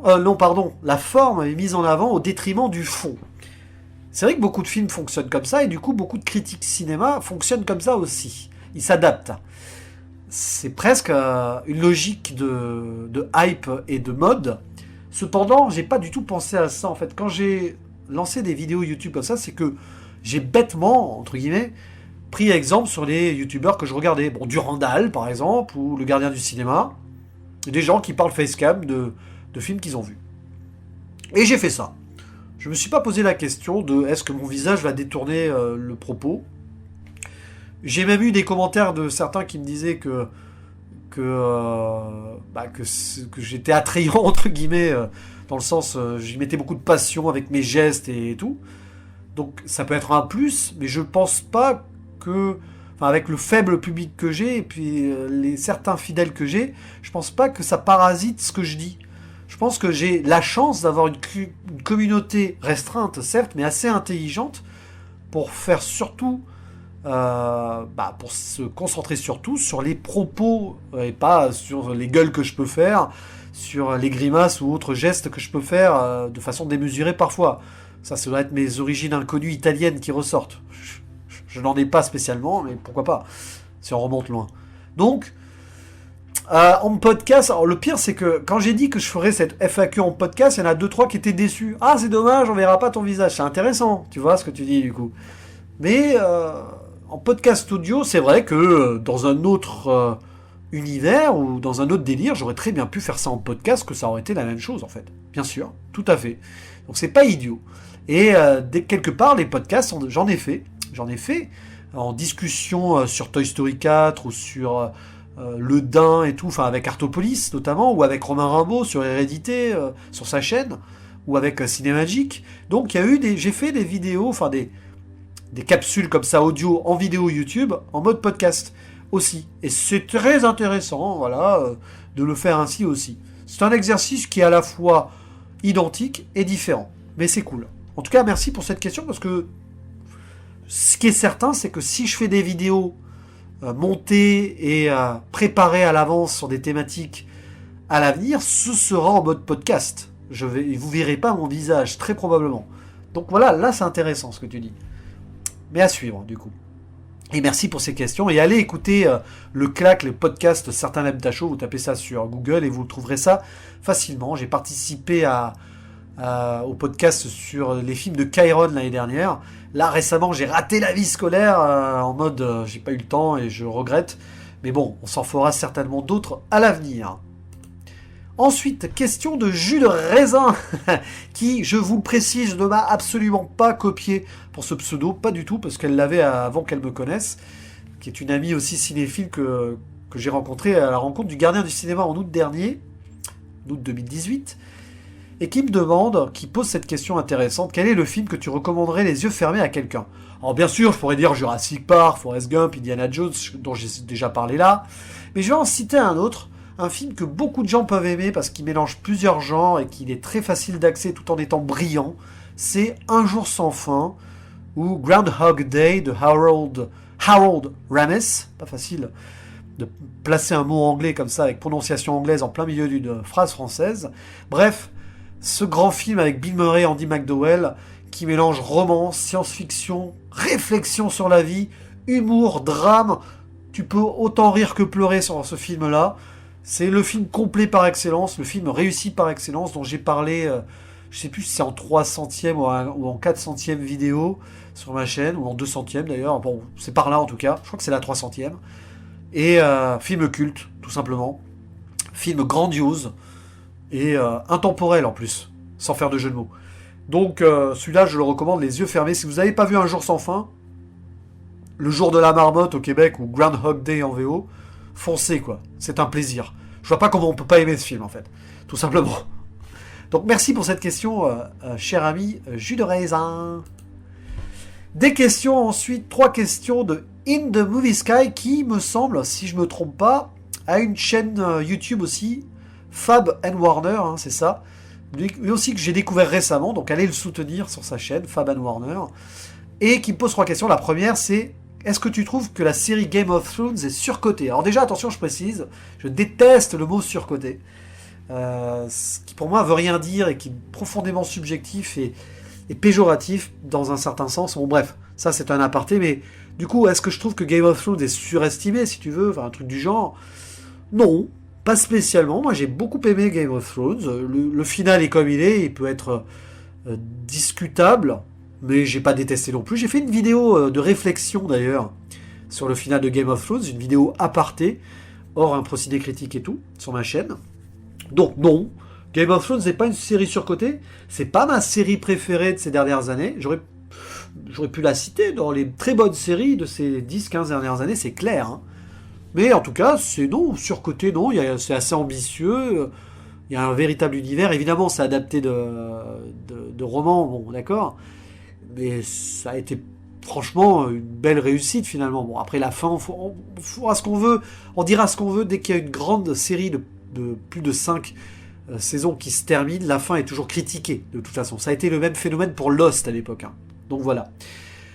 Deuxième question, bah tiens, puisqu'on parle de Lost, J.J. Abrams est-il un des grands réalisateurs de SF pour toi? Alors, un grand créateur de SF, oui, un grand homme de la SF de ces 20 dernières années, enfin de ces 15 dernières années, oui. Grand réalisateur derrière la caméra et tout, on va peut-être pas exagérer. Le problème c'est que Star Wars 7, ouais, il faudra que je le revoie, mais c'est pas sur la réal qui m'a le plus plu, quelque part, et puis même du coup j'ai des réserves dessus. Mais il a fait Super 8, par exemple, qui est pour moi un bon film, vraiment sympathique en tout cas, qu'il faudra que je revoie avec grand plaisir. Et puis il a réalisé des épisodes de Lost, il a co-créé Lost, qui est une grande série quand même, qui mélange science-fiction et d'autres trucs, et qui est extraordinaire, quoi. Donc, rien que pour ça, J.J. Abrams, à vie, je dirais que c'est un grand homme. Après, bon, il a fait des choix de carrière, tout ça. J'ai pas vu ses Star Trek, donc je peux pas en dire grand-chose. Mais, grand réalisateur, je sais pas, mais un homme important de la SF de ces dernières années, oui, c'est fatal.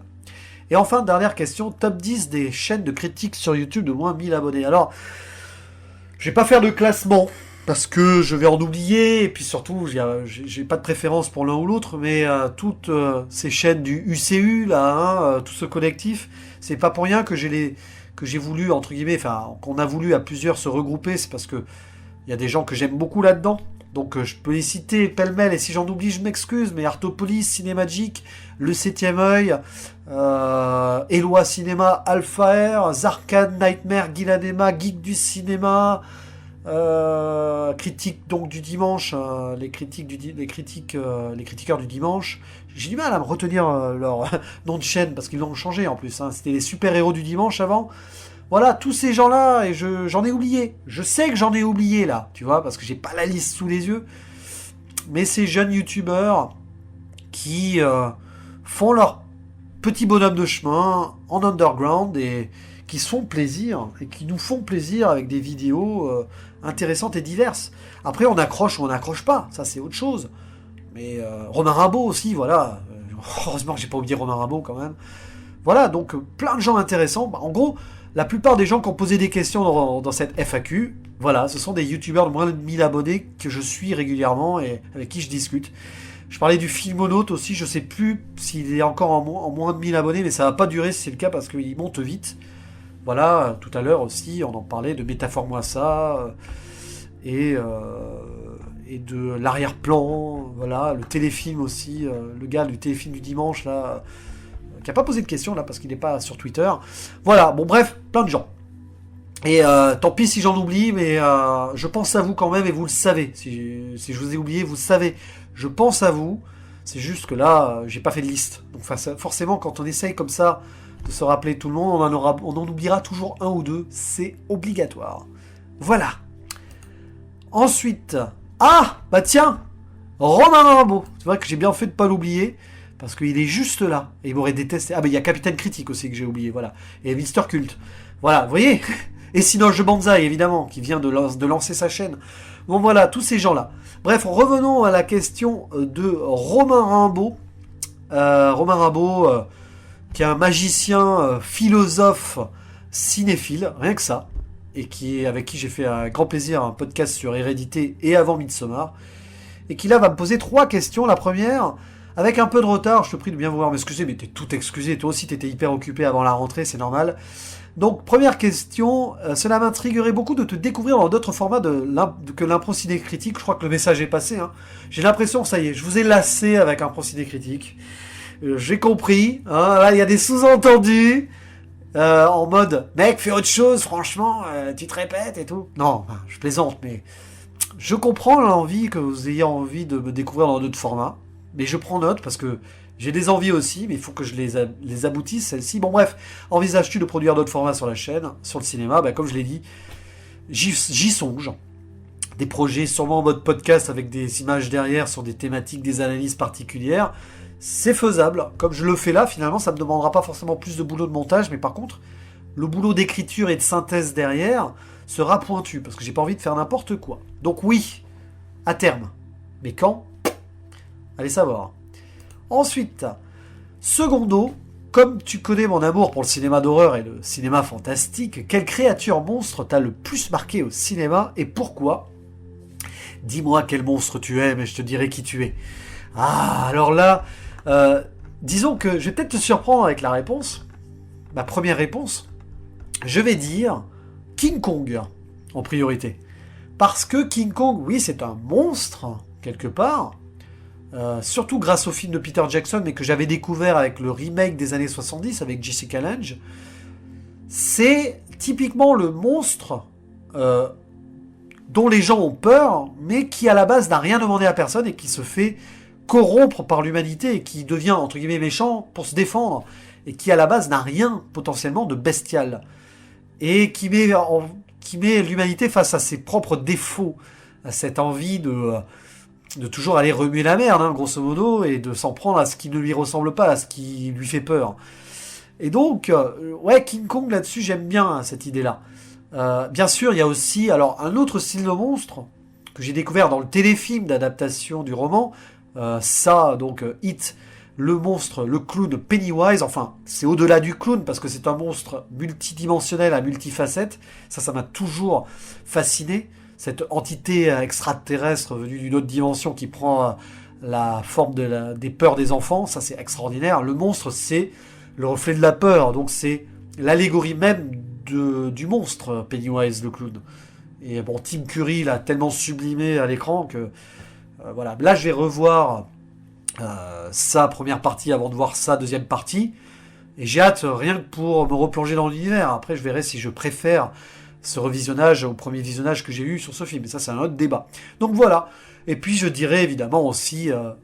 l'être humain est aussi mon monstre préféré, puisque je vous rappelle que nous sommes potentiellement tous des monstres dans notre attitude si on déconne.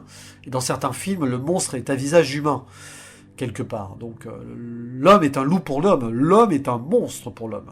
Donc dans certains films, le monstre humain, côté Bogeyman par exemple, Michael Myers et tout, c'est un monstre, mais c'est un humain aussi. Donc ça aussi, je le citerai parmi mes monstres préférés. Donc voilà, j'espère que ma réponse... te satisfera.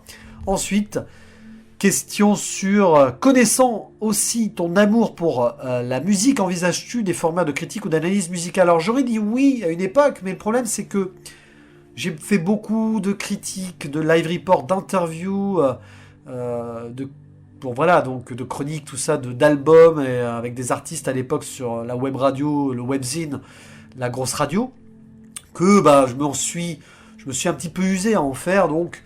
Peut-être un jour j'y reviendrai en mode vidéo, analyse musicale d'un artiste ou d'un album, je sais pas, mais d'un artiste pourquoi pas.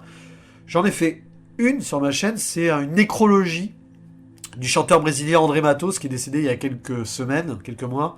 Et j'avais fait une vidéo hommage, voilà. Mais bon, à part ça, oui, j'ai jamais fait de vidéo d'analyse musicale. Pourquoi pas un jour, mais pas dans l'absolu. Faudrait que ça me revienne en fait, tout simplement. Et enfin, dernière question de Romain Rimbaud. Quels sont tes commentateurs ou analystes ciné qui t'ont le plus inspiré ou t'inspirent d'ailleurs toujours et pourquoi?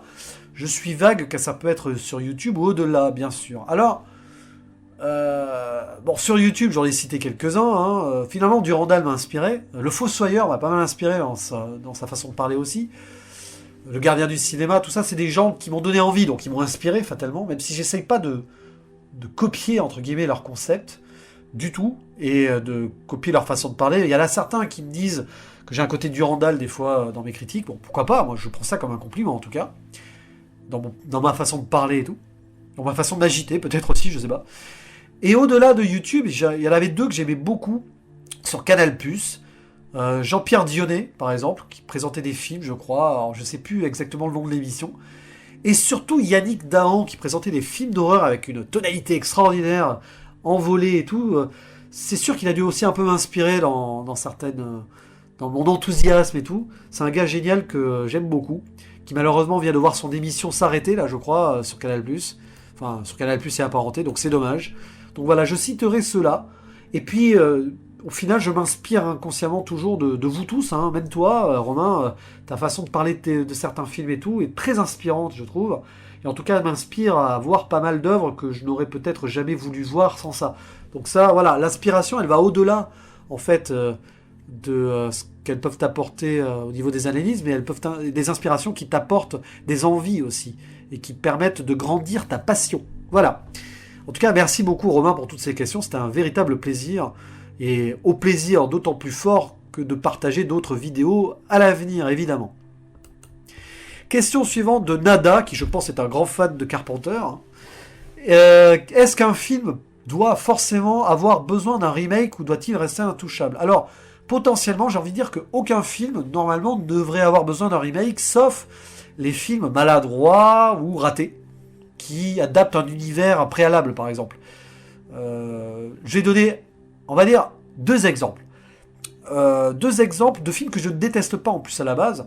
Le téléfilm Ça, It, donc, dont on parlait, qui est objectivement un petit peu foireux sur certains points, même si j'ai beaucoup aimé et tout, et qui est surtout, qui n'avait pas les moyens, en fait, de restituer l'univers et tout. Donc, la réadaptation, et là c'est pas vraiment un remake, c'est une réadaptation, mais bon, de Andrés Muschietti, ou Anders Muschietti, je sais plus, bon, bref, Monsieur Muschietti, est totalement logique, et en soi elle se défend, là je vais le revoir et tout, je vais voir la deuxième partie avec intérêt. Donc ça par exemple, ce genre de remake là se défend. Plus réadaptation en fait, je dirais. Idem pour le Dune de David Lynch, qui n'a pas vraiment eu tout, on va dire, la liberté totale pour faire ce film là, d'autant plus qu'il est passé après le projet avorté de Jodorowsky, qui était hyper ambitieux, donc forcément ça a foiré, même si j'ai pas détesté ce film là. Et donc, voir Denis Villeneuve nous faire sa vision de Dune, qui est donc une adaptation aussi du roman de Frank Herbert, eh ben, c'est totalement logique. Donc, certains films comme Dune méritaient un remake, et ça aussi méritait une réadaptation, un remake, pour moi.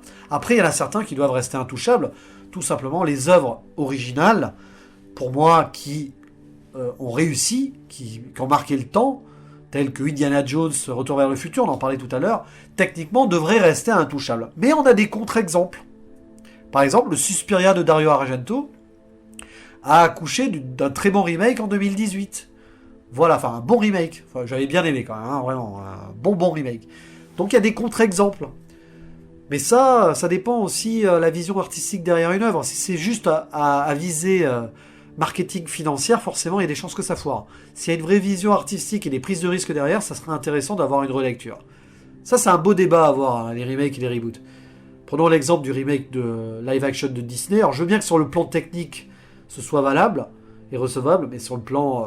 on voit que ça a été fait sur le plan marketing, tout simplement. Il ne faut pas se leurrer. Voilà. Bref. En tout cas, voilà une question intéressante qui appelle multiples réponses selon les cas.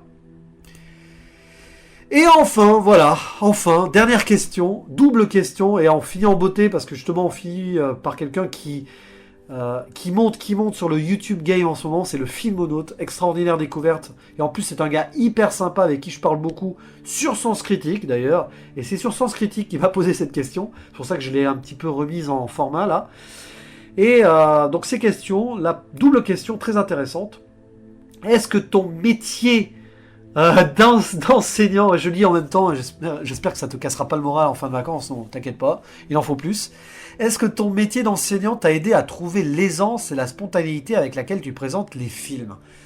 Probablement, et indirectement, oui, c'est certain que ça a joué. J'y ai pas songé, mais ça a dû jouer, parce que je parle en public, c'est mon métier. J'ai été chanteur frontman d'un groupe aussi, donc la scène m'a aidé. Et ouais, certainement ça m'a aidé. Mais j'adore la question d'après, qui est plus que complémentaire selon moi. Et inversement, est-ce que ton travail de réflexion autour du cinéma, de l'exercice de communication que représentent tes vidéos face caméra te sert dans ton métier? Et j'ai envie de dire un grand oui. Alors l'exercice de communication face caméra, peut-être pas. Je pense pas que j'ai changé ma façon d'enseigner depuis que je fais mes vidéos. Je crois pas. Par contre, au niveau du contenu de mes cours, de mes séquences et de la réflexion autour du cinéma, ça m'enrichit beaucoup d'idées, de thématiques à aborder avec les élèves, autour de l'art en général, pas que du cinéma d'ailleurs, et j'ai tendance à utiliser de plus en plus les films dans mes cours. Alors, avec parcimonie, j'ai pas envie non plus de faire que des extraits de films, parce que je sais que ça va lasser les ados, hein, surtout que je peux parler de films qui forcément va pas trop leur parler, des films plus anciens, tout ça. Mais c'est intéressant, oui, les séries et les films qui abordent beaucoup de thématiques sociales parfois, de toute façon, via l'art, c'est facile. L'art est un miroir de notre société, un miroir de la civilisation. Donc oui, évidemment, c'est vachement hyper important d'utiliser ça pour parler donc de certaines thématiques, d'autant plus dans la nouvelle spécialité première littérature et civilisation que je vais enseigner dès cette année. Ça, c'est une grande richesse, ce cinéma. Il y a même des œuvres au programme, potentiellement, des films qui sont conseillés, tout ça. Donc, évidemment, grand oui. Grand oui. Donc, et je suis content de finir cette FAQ là-dessus, parce que c'était vraiment une très bonne question. Mais de toute façon, je conclue là-dessus, je suis épuisé, parce que j'ai fait ça d'une traite, hein. J'ai pas triché, j'ai presque plus de voix, j'ai dû bafouiller à certains moments, mais c'est pareil, en mode impro, j'ai juste lu les questions avant une fois, en faisant des screen caps, quoi. Mais j'ai pas trop réfléchi avant, et donc je voulais vous remercier pour toutes vos questions, parce qu'elles ont toutes été très riches, très diverses, très intéressantes. Elles vont aussi me permettre de me faire grandir à l'avenir dans cette chaîne YouTube, hein, parce que, ouais, vous avez posé des jalons de réflexion très intéressantes. Ça me donne envie de lancer des projets, oui. Maintenant, le problème, en fait, c'est la connaissance et le temps dont je vais disposer, parce que dans l'absolu, je m'y serais mis comme ça sans réfléchir.